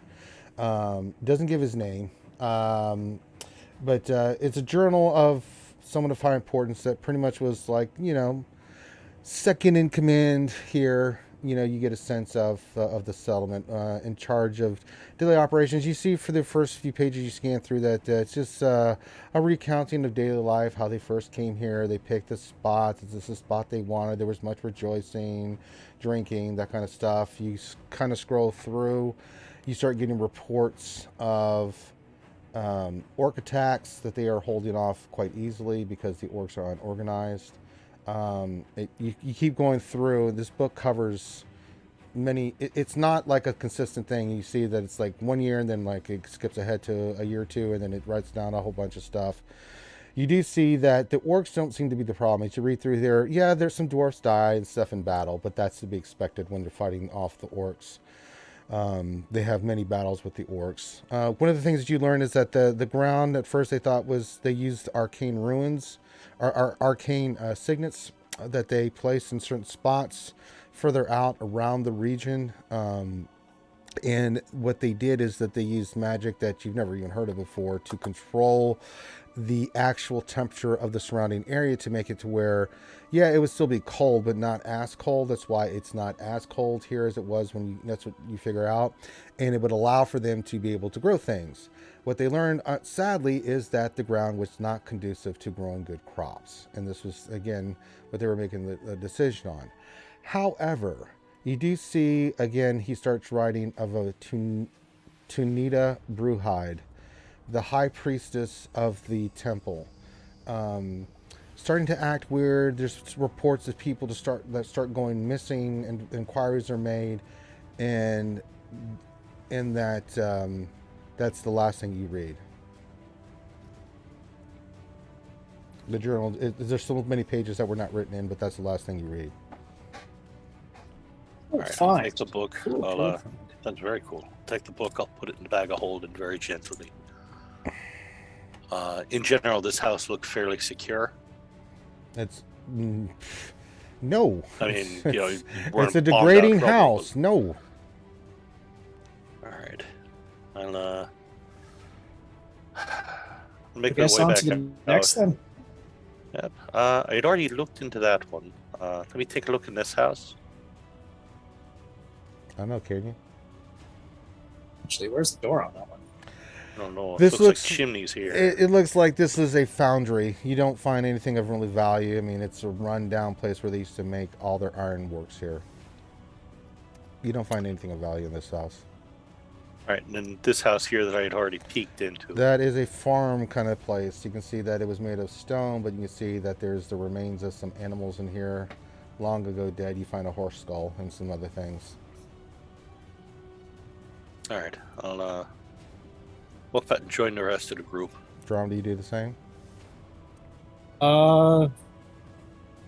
Actually, am I still getting the spidey senses tingling on the? Oh yeah, it doesn't turn off for all of you guys. Okay, so I'm sensing all. It's this whole place is freaking evil. Okay. Okay, yeah, I'll head back. This place gives you the heebie-jeebies. We need to. I definitely recommend we use the hut tonight when we rest. Yeah, it's early evening now. Yeah. Before we rest, can we do just like an investigation on all the buildings that we can see on the map? It's going to take. I mean, I'd like to do a sweep and clear before we rest, just to make sure nothing's going to come out and like eat our faces. Just saying, instead of us going like building by building, can we do a mass roll to like kind of identify? Would that be cool with you? No, it would not. You're gonna have to go building to building. I also think we should rest before we go into any big places, and we should clear these gravestones. I agree with that. Alvarez says that we should rest outside of the settlement, not inside of it. Yeah, that's what Haddon was waiting to say. We should go outside of the settlement. All right. Well, I specifically remember it is starting to get really me saying that we didn't want to spend the night in this place, so. And you're starting to see a strange fog forming on the ground. All right, let's get the hell out of here. Yeah, let's get the hell out of here. All right, so you guys get the head. Oh, I want to stay. No, just. And then that's the last that they ever heard from Drum. So you guys, you can just leave your characters where they're at. We'll just say outside of the map, you guys. We'll start from this point here because you guys know where this is at. You guys camp out for the night a good ways away from this settlement. You create the tiny hut. You hear strange as you guys pull guard shift, and only two of you have to pull guard shift because Elbereth says she'll do all of it because she only needs 2 hours of meditation, and then she's good to go. You guys do get a full rest. So you guys, your spells are all back to normal. In the morning, you guys eat something really quick. You probably don't want to try to start a fire here with the orcs running around. And so you guys are back at this point here. So this here has been cleared. This has been looked at. You found the journal in there. I'm assuming, Reed, you told everybody about the journal. Yeah. So what did you tell? So I guess let's start over here. Let's say it's first thing in the morning. You guys are here, and so Elbereth's like, "Have we found anything of importance?" And Reed, you can say what you found. I'll look at her and I'll say, "I found this journal. Seems to be of probably the number 2 person here in the town. Goes through a lot of the more mundane happenings in the town. When you get near the end, though." It does start bringing up the high priestess. You see a sad look comes over Elbereth's face. I know you'd said you didn't want to discuss the High Priestess, so... She was my friend.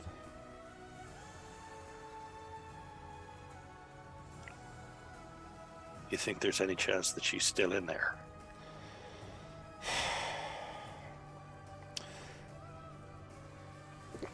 I'm assuming it gave her name? Tanelda Brunhide? Yes. She was a follower of course, Moradin, as you can see by the temple over yonder. And me being an early acolyte of Corellon, I come here to, I felt a calling to help with the growing and things of that nature and to help build this place. And things are good. But something happened to her.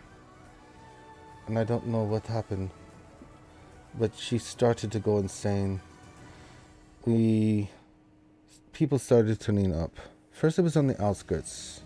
Person here, person there. And then some of her own followers. People started disappearing. The camp at this point had already been decided. This was not a good place for a settlement. I mean, we had the dwarves had high hopes, but the ground was just not conducive to what they were looking to do.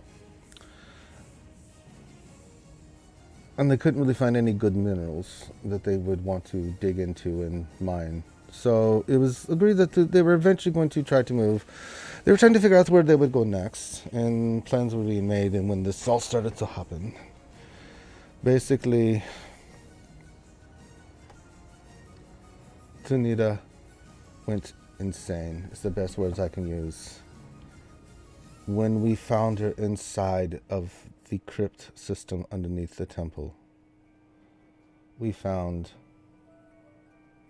bodies, disfigured, disformed, dead. The night that I went there to confront her, she cast a spell to kill all of her followers.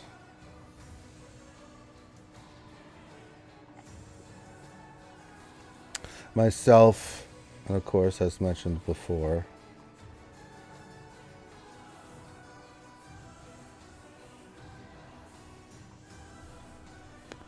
a bunch of us went there to stop her, and we did. But her acts had caused such a taint in the area, there was no redeeming this place. So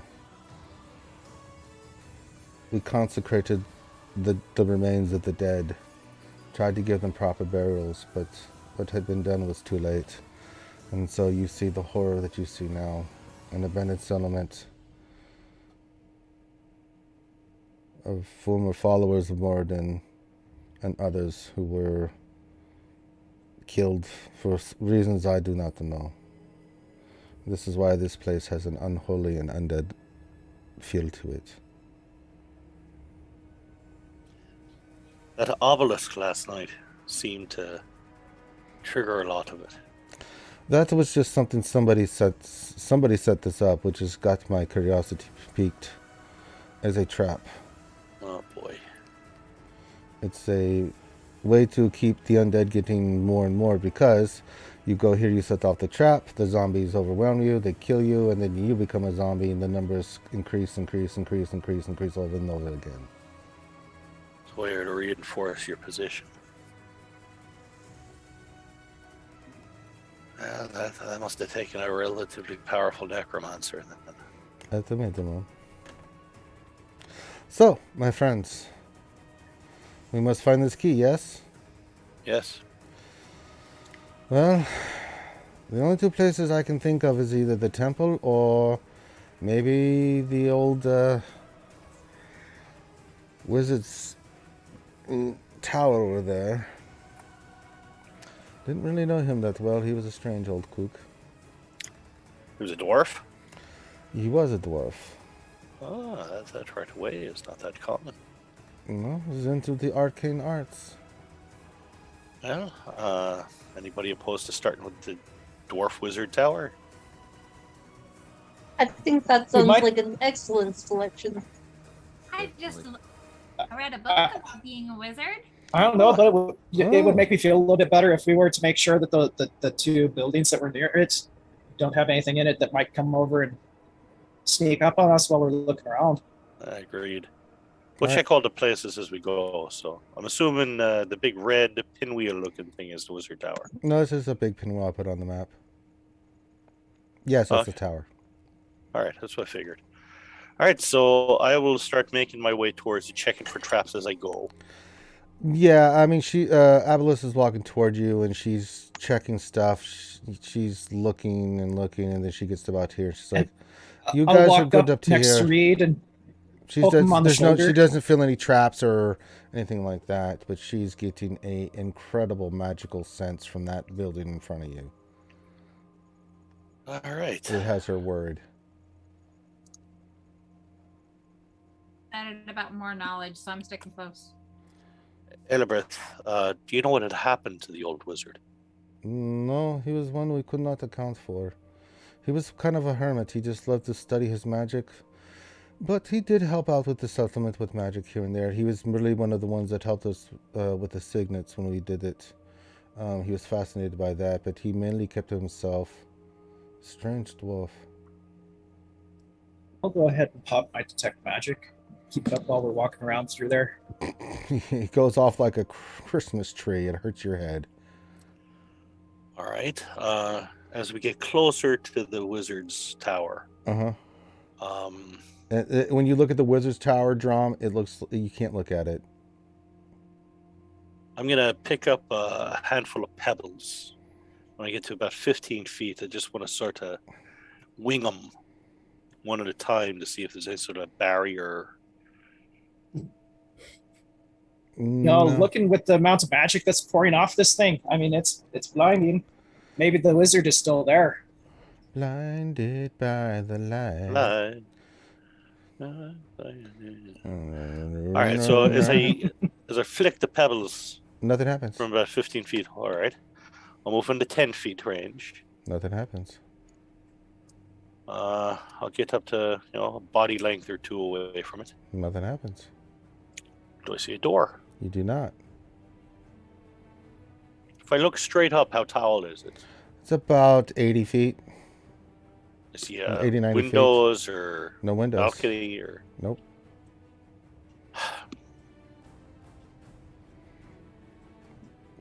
Typical wizard tower.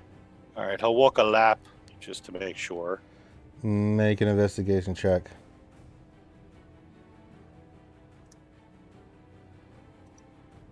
19. No, you don't find anything. Elibeth, do you remember what the wizard's name was? Oh, it's been so long, I do not. Oh, I mean, right. Hadlin. I did not know him that well. I did not have that many of the interactions with him.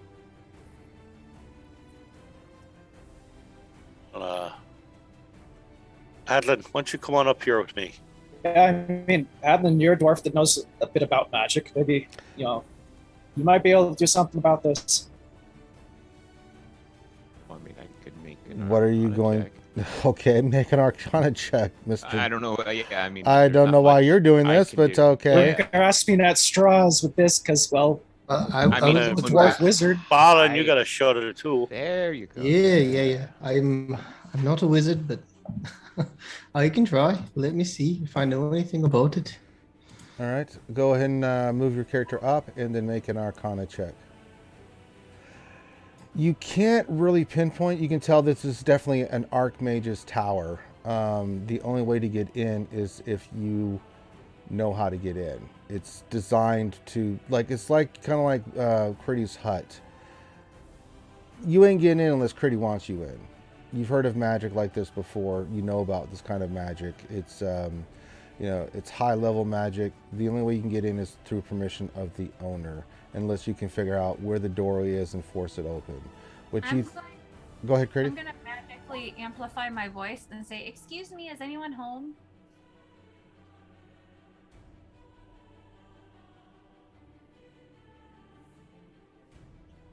Critty, maybe warn us next time before you do that. Make a persuasion check, Critty.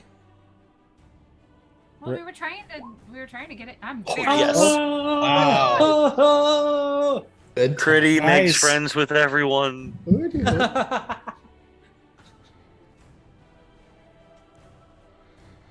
All right. looking for a door. I thought, hey, maybe somebody's home. You see a actual a very small window and balcony appears at the very top of this thing, and you see this dwarf with no hair at the top of his head, with a beard down to his ankles, and these very kind of raggedy gray and white robes and stuff. Hard to make out pretty from what you see. And it looks down and is like, who the hell is be making all that noise down there? Hello, my name's Critty. I don't care. What's your problem? Got hear you screaming all the way there. You're a banshee. Well, I didn't scream. You gotta use magic, you wee bonny woo-woo. I ought to come down there to give you a good knocking on the head. Young magic user screaming. What do you I want? just wanted to say hello. Well, these are my friends. I don't and care. We were looking for some information. Could we maybe come inside? No. What You sure? information are you looking for? Haviland, what information would you like?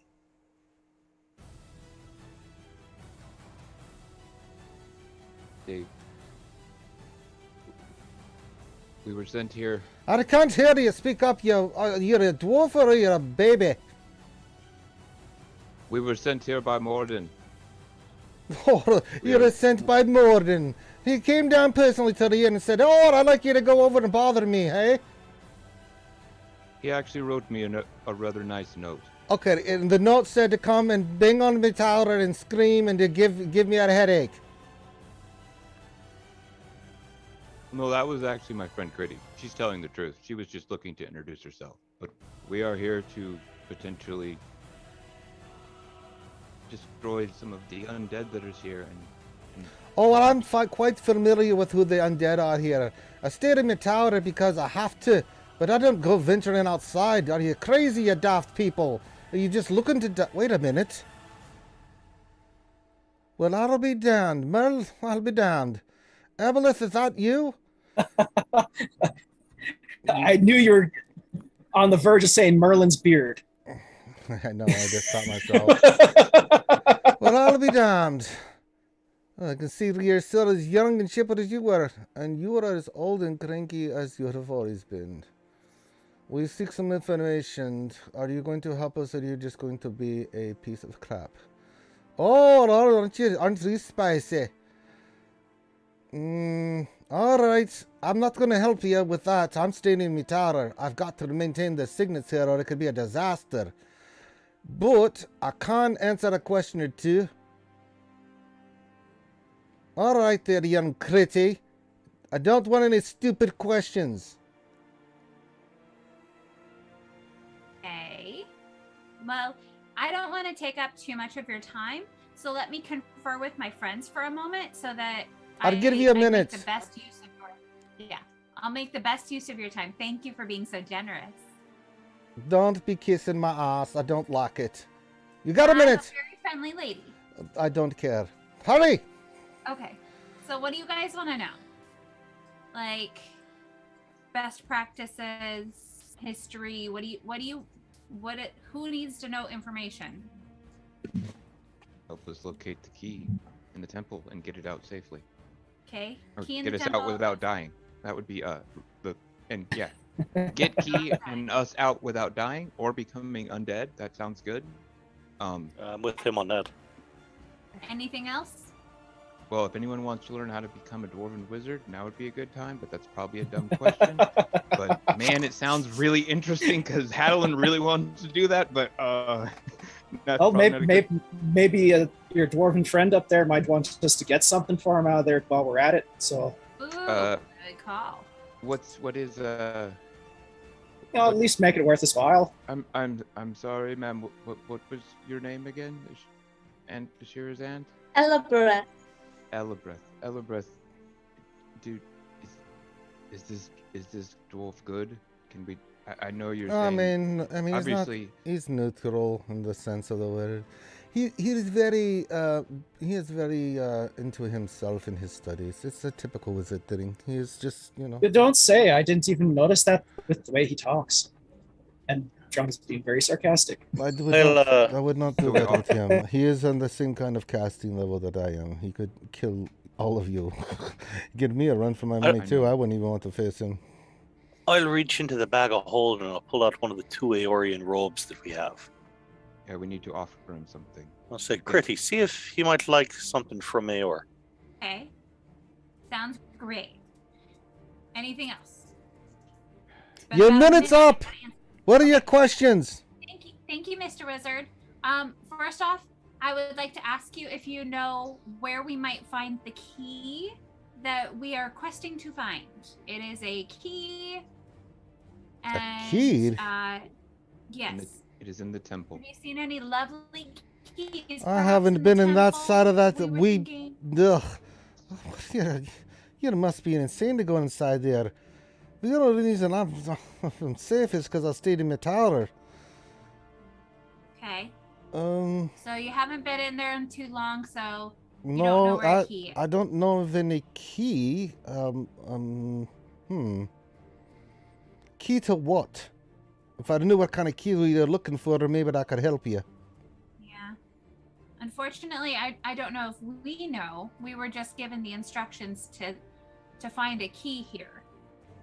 He thinks about that make a persuasion check, Critty.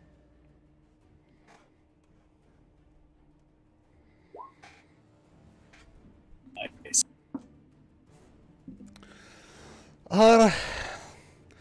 If memory says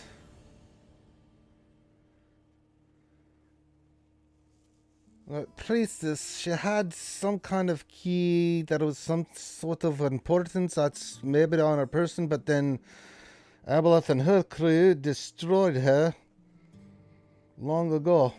So I don't know if it would be in there or what happened to it. Okay. I don't know Do you have any helpful information for us about how to safely get in and out? Maybe know any passwords or where they're trapped? Yes, I've got the whole map to the place. As I said, I haven't been down there ever because I'm not stupid. Well, you said in a long time.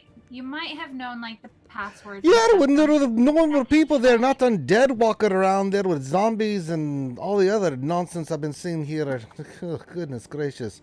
What's wrong with you folks? Why are you going in there? Go home.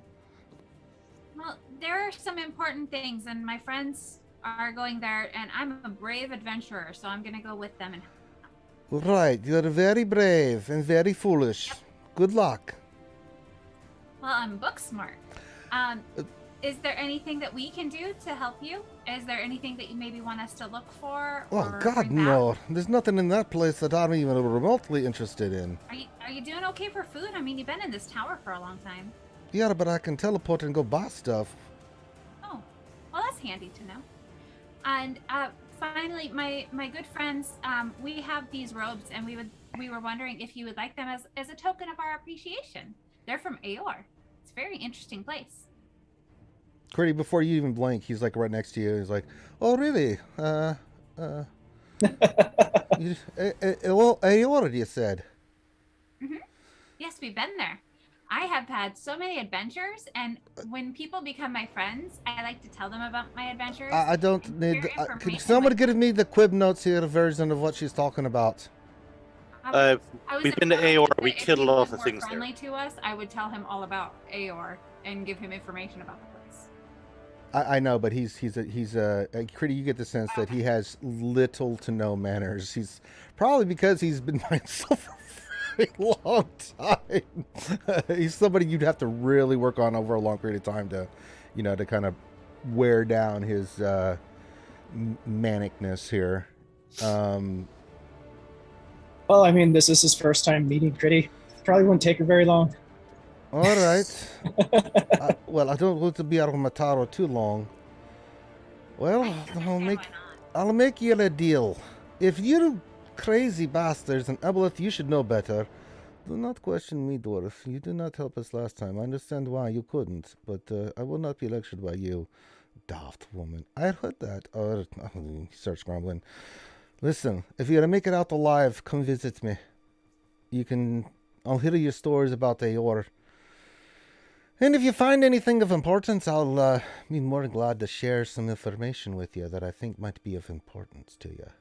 For they trade for those robes. Sounds good, Mr. Wizard. And what may I call you? He thinks about it. Akout. Archmage Akout. Akout. Well, lovely to meet you, Archmage Akout. Make a history check to see if I recognize that name from Yeah, make a Cobalt Soul. Yeah. Nothing. You would think somebody this. Yeah, that's what I was hoping. But it seems like dwarf archwizards are probably fairly rare. But anybody that becomes a wizard, I mean, you kind of know this, that they become very isolationist, right? They get so immersed in their studies that they become loners. A lot of wizards become like that. They get high level. They get so infatuated with what they're studying, no matter what it is, that they go off on their own, and once they reach a certain power level, they'll create their own tower and stuff like that, so they can just be left in peace and do their studies. And the only time they go out is, like he says, to teleport somewhere, grab supplies, come back, or go investigate something, come back. This is like his home from home. And what you guys gather from what he said, this tower is linked to the signets here, so there's reason he has to stay here. He's probably keeping it under check somehow. Right. That's what you gather. You don't have to roll for that. Sir Akout, we thank you. And I mean, do you always talk like this, for a dwarf, you're very quiet. Well, maybe I'm too loud. No, I think you're too quiet. Thank you, Akout. We thank well, you. There you are. I was about to say, do you got a beard or do you not have a beard? I am in a strange place, and it is taking my voice at times. I do apologize. I say, once we have come to trust in each other more, I may share more of the reason of why we are here, and potentially we may be able to share more knowledge with each other. All right. So, good luck to you. And then Mr. Wizard. he teleports back up. Yes. Kriti, is that your name again? Kriti? Close enough. Yes, you called me. No, I said bye. Oh, you said goodbye. Bloody hell, my hearing's going. All right. Very helpful. Okay, I'll see you when you're... if you come back. I don't give you high chances. Then he disappears. Good luck. Have fun storming the castle. You just see Evelyn sigh over there. It's like, I was really hoping not to see him again. Oh, foul-natured man. Well, I mean, it's good to see that he actually is alive and not one of these undead folks that we keep on running into. No, I mean... Suppose it wouldn't be good to have an archmage wizard dwarf that is undead. Well, I mean, if you think about it, this is a perfect spot for a tower. The undead surround it. They can't get to him. And he's protected. Perfect protection? Yeah, it's not a bad place. It's smart. Very smart. All right. Well, we also checked this off of the list of places where the key could be, so... Yep. All right, so there's 4 buildings right in our immediate area. Abelet's like, I do not think these are of importance. I think the temple awaits us. All right. On to the temple then. All right. So you guys go to the front. Now you see these 4 giant dwarven statues. Before we do anything, I give Reed guidance. So he keeps on sneaking away before I could give it to him. All right. So you have guidance. You guys see that this is... these statues represent 4 of the dwarven gods as you take a closer look at them. The fountain in the middle is something you would typically see in a dwarven settlement structure. It's dry, it's broken down, it doesn't work. It hasn't had water in it for ages, other than maybe a little melted puddle here or there. So you guys. I'm gonna cast Pass Without a Trace as we enter. Oh, you haven't entered yet. Come to the front of the temple. You can see that the doors are gone. It is really unnaturally dark in here. You cannot see when you get inside the raid. It's not natural. Would you like me to shed some light on the situation?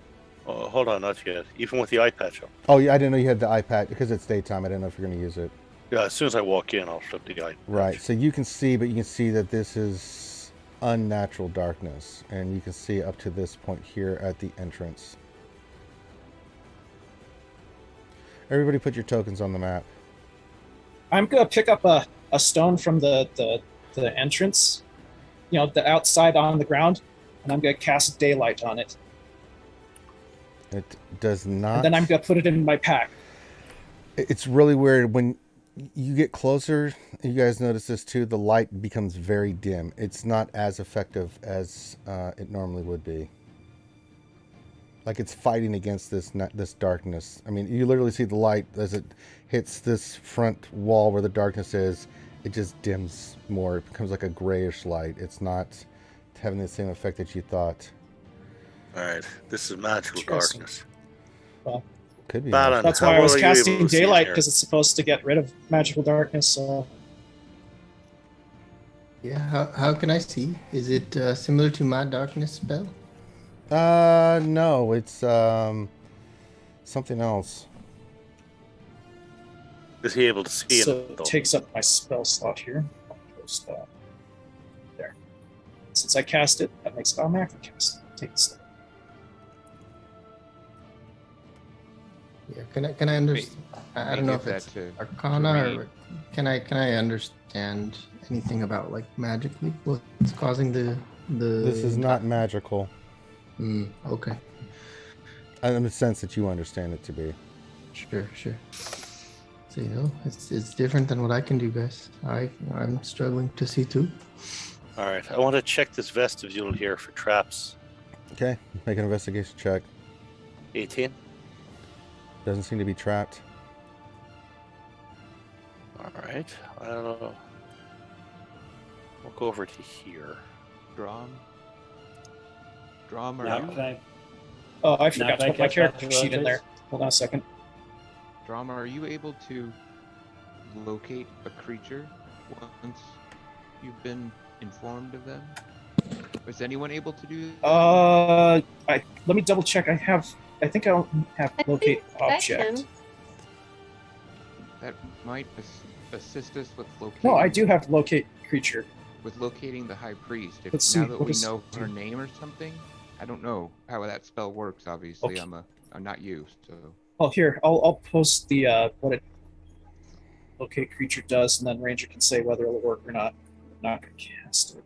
I mean, we're assuming she's in there, but it still might help us, like, kind of narrow down. Like, we don't necessarily need to explore the whole scary temple of undead, is what I'm saying. Like, maybe we can get the thing and get out. I don't know. I'm just thinking.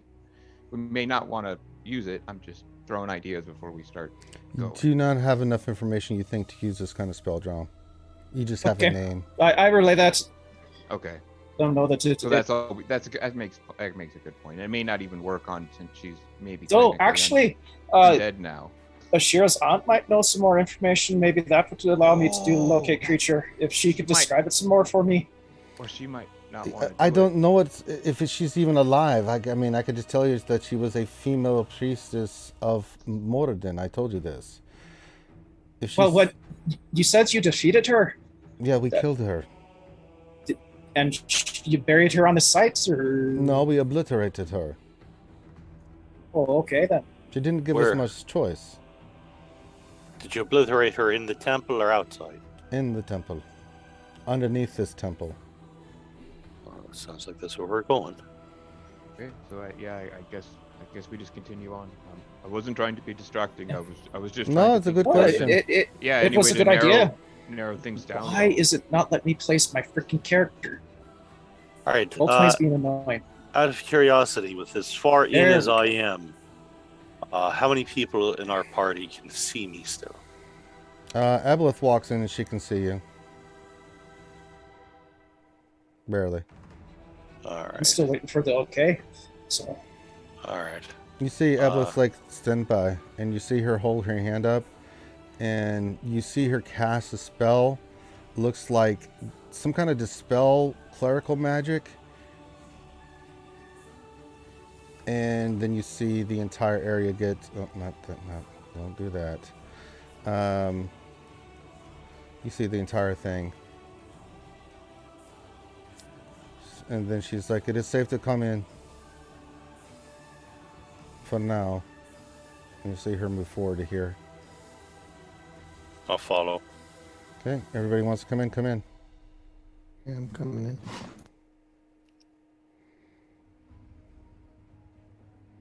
What? This looks like this was a really nice temple when it was functioning. That was, yes.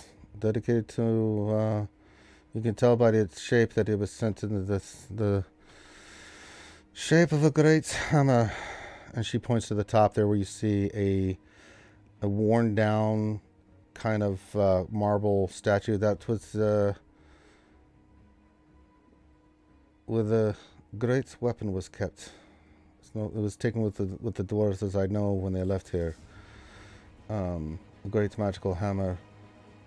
But that was a statue of Moradin that is, as you can tell, has crumbled apart. And you can see that on the right and left were great warriors were buried. But that one, that's weird. That sarcophagus there, that is strange. She moves forward to it. This was not here in my memories. I'll take a position there, and I'll look to stealth. Make a stealth check. 24. Okay. She's like, well, it's in Dwarven. I do not know what this it's saying. So, if one of you two experts, and she looks back at you, Critty and Helen, know what this is, then Come up and read it, but I'm gonna stick close to massive, powerful elf lady. Yeah, she's like, she moves a little bit closer to you here. She's like, all right, come on. She moves closer with you guys so you guys can get a good look at it. It is definitely, Hadlin, the only thing you recognize is that you recognize that there are dwarven. It's really weird. You notice the arcane writing, Critty. You also, because you speak Elvish and you see Evelith looking at it really strange too. It's a very ancient dialect of Elvish, but you are able to understand it. But it is written. I am or am not. You are. Okay. So you can read the dwarf. I read and speak Elvish as well. But this is a more ancient dialect. It does not register with you, Hadlin. The dwarven writing does. You can see that strange. Hadlin just looks like a barrel of a really high level warrior of some importance. You can't get the name because it's been over time. It's kind of, it's not legible, right? Here lies the great warrior, the great battle, blah blah blah blah blah, and but on the signs, Critty, you and Evelith read. It's in this ancient Elvish, but on it is magic that neither of you do not even have the beginning concept to understand, but you get a sense that this is really powerful and exceptionally evil speech that is written on the side of this thing.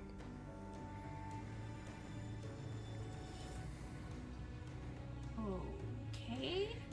I could probably translate that, but I'd have to touch it, and I kind of don't want to. Abla's like, I do not blame you. I do not want to touch this either. It is strange the way this is formatted. She's looking at it. She's kind of bending down on her knee and looking at it and reading it. I mean, we've had bad experiences with people touching things before. Like, one back there turns into a demon, so, yeah. You turned into a demon, too. Yeah, but I didn't touch anything. Touched yourself. Ah! You're nasty. Go ahead, DM Helen. some things. What are you doing, Helen? I want to see if there's a chance I can use my character ability, like my Cobalt Soul Sage thing, Sure. to know anything about Elven high magic, or at least heard of the concept, because that's what I would assume would mix with this ancient dwarven. Make an Arcana check.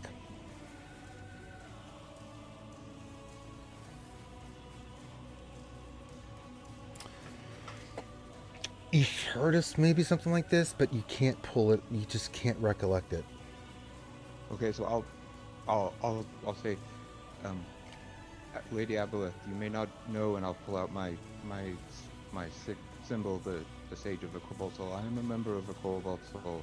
My memory in magic is not very well, but I know there is an ancient form of powerful elven magic that is often blended with dwarvish runes.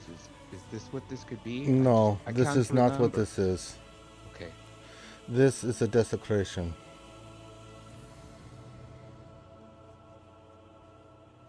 Well, I can tell from the writing on the sides. The stuff on top, yes, it does give the name of a great warrior here. But the sides seem to empower something else, is my best guess. But it is a total desecration of this grave in somehow, some way. Could it be the same person that did it, desecrated the obelisk out in the courtyard? It might be. It could be the same kind of magic that we are looking at here. It is trouble. Does that mean it would have the same violent response? I don't know. It could be a trap. It could be a giant explosion. It could be. I don't know. I do not know what this sets off if we were to unleash it. But Yes, it seems to be tied, and she starts looking. You see her eyes glow ahead a little bit. This is strange. She points to the doors to the left here and to the door to the right here. It is tied into those doors, and she goes over here and looks at one. And she looks and stares. They are definitely bound. She goes walking over here and looks. Yes, somehow this tomb is linked to this door here and this door here. It's troubling that you said that this tomb was not here from your memories. No. This here was not here. I don't remember everything, young dwarf. Oh, okay.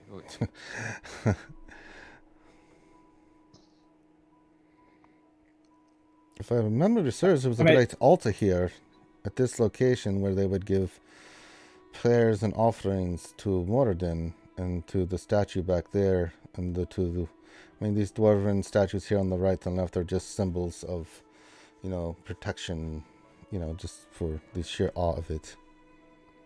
Well, I'd say we could try dispelling whatever that is, but I do not the think obelisk. that It didn't work on the obelisk out there. So the high level spells have been placed on those. I mean, I could try to dispel, but that would waste a really powerful magical slot that I do not want to give up.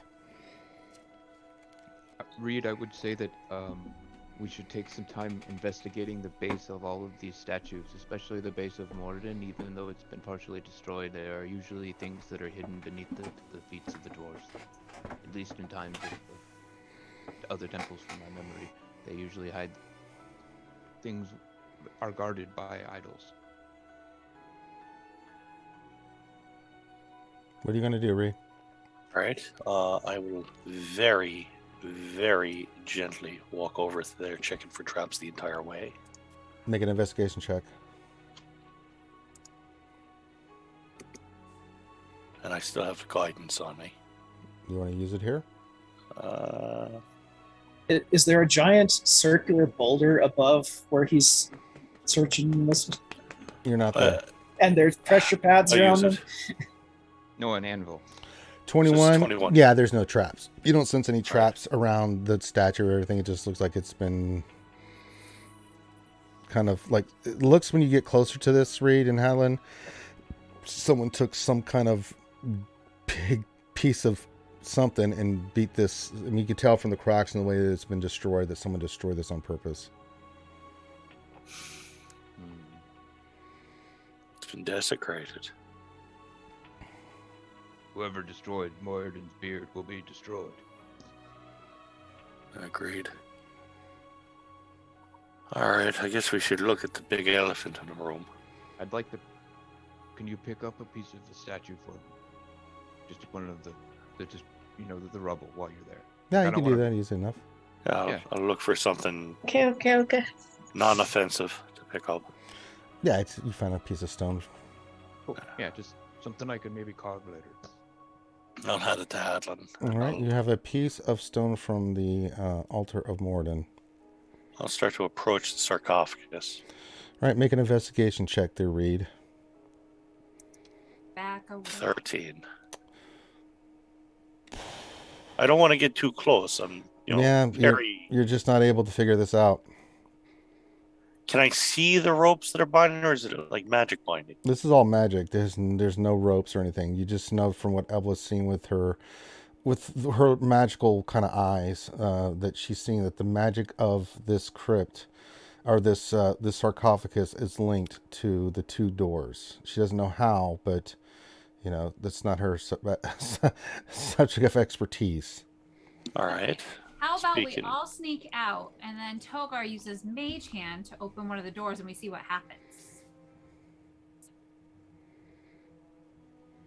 He has to actually see the object. I mean, he'd have to stay in here and actually use his hand to see it. He has to be able to guide the hand there. All right. Speaking of magic eyes, I bypass the door, but I can only take one person with me, and I don't think that sounds like a good idea. Yeah, let's not do that yet. Looking with my special eye. Okay. Make like an Arcana check. See if I spot anything. Make an Arcana check. Natural 20. All right. Oh my god. You don't know when you investigate. You don't sense any traps, and you don't sense anything by looking at through. Your first response when you first look at this raid and you investigate it is that you're looking for some kind of mechanical thing. That kind of goes away as you look more at this and see that this is definitely magical in nature. What you're able to ascertain with a natural goddamn 20 again. Ridiculous. The DC on this is ridiculous and you just blew it out of the water. With the goddamn natural 20. The only way that you see, and your eyes allowing you to see this, the only way those two doors can open is if you remove the lid of this sarcophagus. So this is a protective kind of thing. That they are intertwined and interlinked.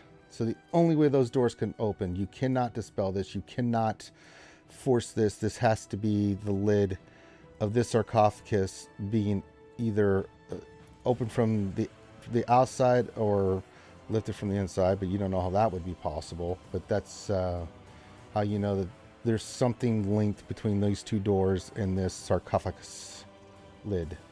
And it's being dwarf, and I'm going to assume it is really heavy stone. You're going to need some heavy lifters, yeah. Oh yeah, this is totally being Togar right here. No, you think that would be bad? Yeah.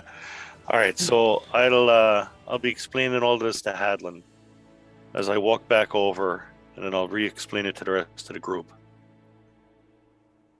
I'll tell them, look, the only way we're getting those doors open, we got to pop the lid on the sarcophagus.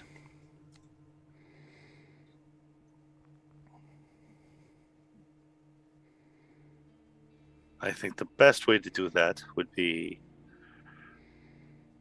one person who's ridiculously strong, pop the lid while the rest of us are standing waiting to just annihilate anything that could come flying out of it.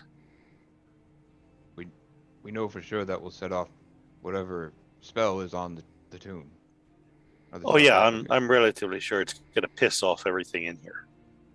Well, it's the only way we're getting those doors. Most likely, the person lifting will be incinerated in some fashion.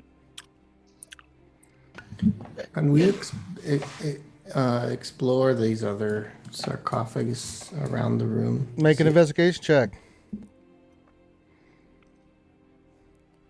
Balin goes over here to look at this sarcophagus. Balin goes touching stuff. said looking, not necessarily touching. I mean, they look just like lesser forms of the other sarcophagus. You don't see of any of the other writing on these, but you do see that these are dwarven sarcophagus. Well made. They were carved. That's all you can tell from it. This one that looks broken. Okay. No names or anything? No. Not that you can understand. Critty, this one just looks like a collapsed one. Like, it just... Yeah. Time do is... Do I see remains that would possibly come alive and try to eat me? No. There's nothing like that inside this one. It looks like this one collapsed a long time ago, that anything that was inside is just eventually, you know, kind of... Hide behind columns? Okay, you do that. All right, what's the plan, gang? Like, Zoink Scoop, what are we going to do? All right, so... I mean, if you want, I have a way. I can push that open if you want. That sounds like a plan. You're going to brute strength it? In a way, yes. I'll reach into my pack. I'll pull off my crowbar. I'll hand it to him. All right. And then I am going to go over here. Actually, I'm going to look at him first and say, I recommend stepping back a little bit in case that thing goes kablooey. Oh, Yeah, Drum, well, how these two about... guys are talking. I'm hiding behind And this guy. while I when I say that, Drum. Drum Before you do starts that, tapping just- on his wrist, and you see like a green band form around his hand All right. as I'm he running over here. casts this on himself. Death Fort. Good move. I'm gonna lean from behind the column and be like, "You can do it, Drum. You're super strong." Take your Well, I better be because I cast enhance ability on me next. So all right, so you have enhanced ability, you've got your D8, and you've got your strength. So make me a strength athletics check on this. and I plan on doing the. No, I don't want hit points. Stupid thing. The enhanced ability. I want to do the what is it? Bull strength. That gives me an advantage on strength checks. All right, so you have advantage on this. So try to lift this lid. I want to try and stealth before he does. You already I'm gonna did. look at the I rest. already got you stealth. All right. All right, cool. All right, Drom, go over to the casket, move your Okay. character there. You see Elwood back up, and she's kind of taking a defensive position to cover the whole room. Which way are you opening it from? That side, or where are you going to open it from? What? Actually, how big is that? The lid on this thing. It's big. So I think I'm going to get over here Okay. and push it this way. So maybe when the lid falls down, if anything goes kaboom, it might help shield it from anyone that's around in here. Sure. All right, make a athletics strength check for me, please. And I'm just going to be Athletics. drawing an arrow ready to shoot at anything that comes out of that coffin. Jira gives bonuses to savings throws for reminding people if you are close to her. And she's not there right now. So Okay, make your here we make go. your roll. Hee-ho. I'm gonna put fire shield up. 22. Anything else you want to add? Yeah, I'll go ahead and add that to inspiration. 24. All right. It starts moving, but it is god awful heavy. You get it to move a little bit, but that sucker is going to take you a while. Make another check. Okay, let's see here. How long does my enhance ability last? It lasts for up to an hour. Okay, cool.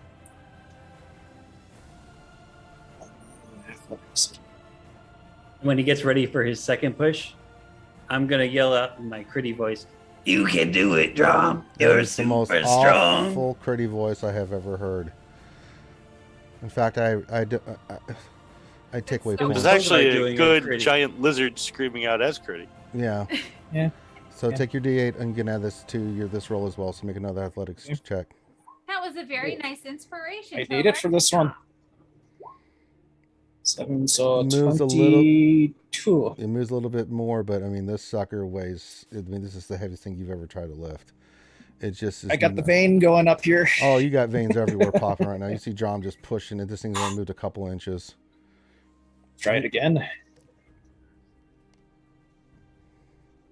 Oh, no. No, doesn't even bulge this time. You're getting tired. You are exhausted now. You're just like. You might need some help. Let's see if there's anything I'll help else I him. can do here. All right, Helen, you go over there to help him. This thing's really freaking heavy. All right. And, So you're gonna go help. Adeline will take his. Are you gonna go over on the same side as him to help push it off? Yeah, and Adeline's gonna put his Yeah, you want to go on the side. his action shield on his back, and he's gonna. Actually, I'll be like, oh wait, hold on a second, Tadlin. I can do this one more time. Well, I want to do my cool ability. Well, you can do yours too. Do it. But I think it's the same thing for. Well, I'm gonna death ward him. Oh, that's even better. Yeah. I thought you were gonna do enhanced. Yeah, ability. I grabbed your hand and I tap on it a couple times to say a couple magic words, and the little green band wraps around it. So there you go. All right. I punch my gauntlets together, and Hadlin grows to be 7 feet tall. Okay. And his muscles bulge and get like super big. Okay. See, now that's pretty cool right there. All right. It's Hans and Franz. I'm here to pump you up. Hear me now, believe me later. All right. All right. Both you make athletic strength checks for me, please. 1, 2, 3. I think it's 19s. I don't know, but let me think. See, 19, and then yeah, another 19. Oh, I can roll mine again, obviously. Yeah, you can actually. Oh, come on, be a 19. I think you'll go with a 19. Yeah, I'll go with the 19. Okay. The lid goes, it's sliding off, and then just, because of the centrifugal force, just falls over, right? It's so heavy, just as soon as you guys get to the halfway point, it just, right? And you guys are kind of just leaning there. When you look inside, you see, laying in the sarcophagus,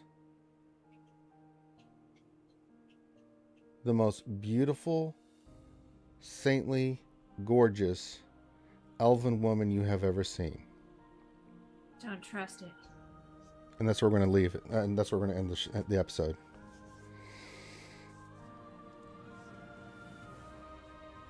Well, that's most interesting. Interesting.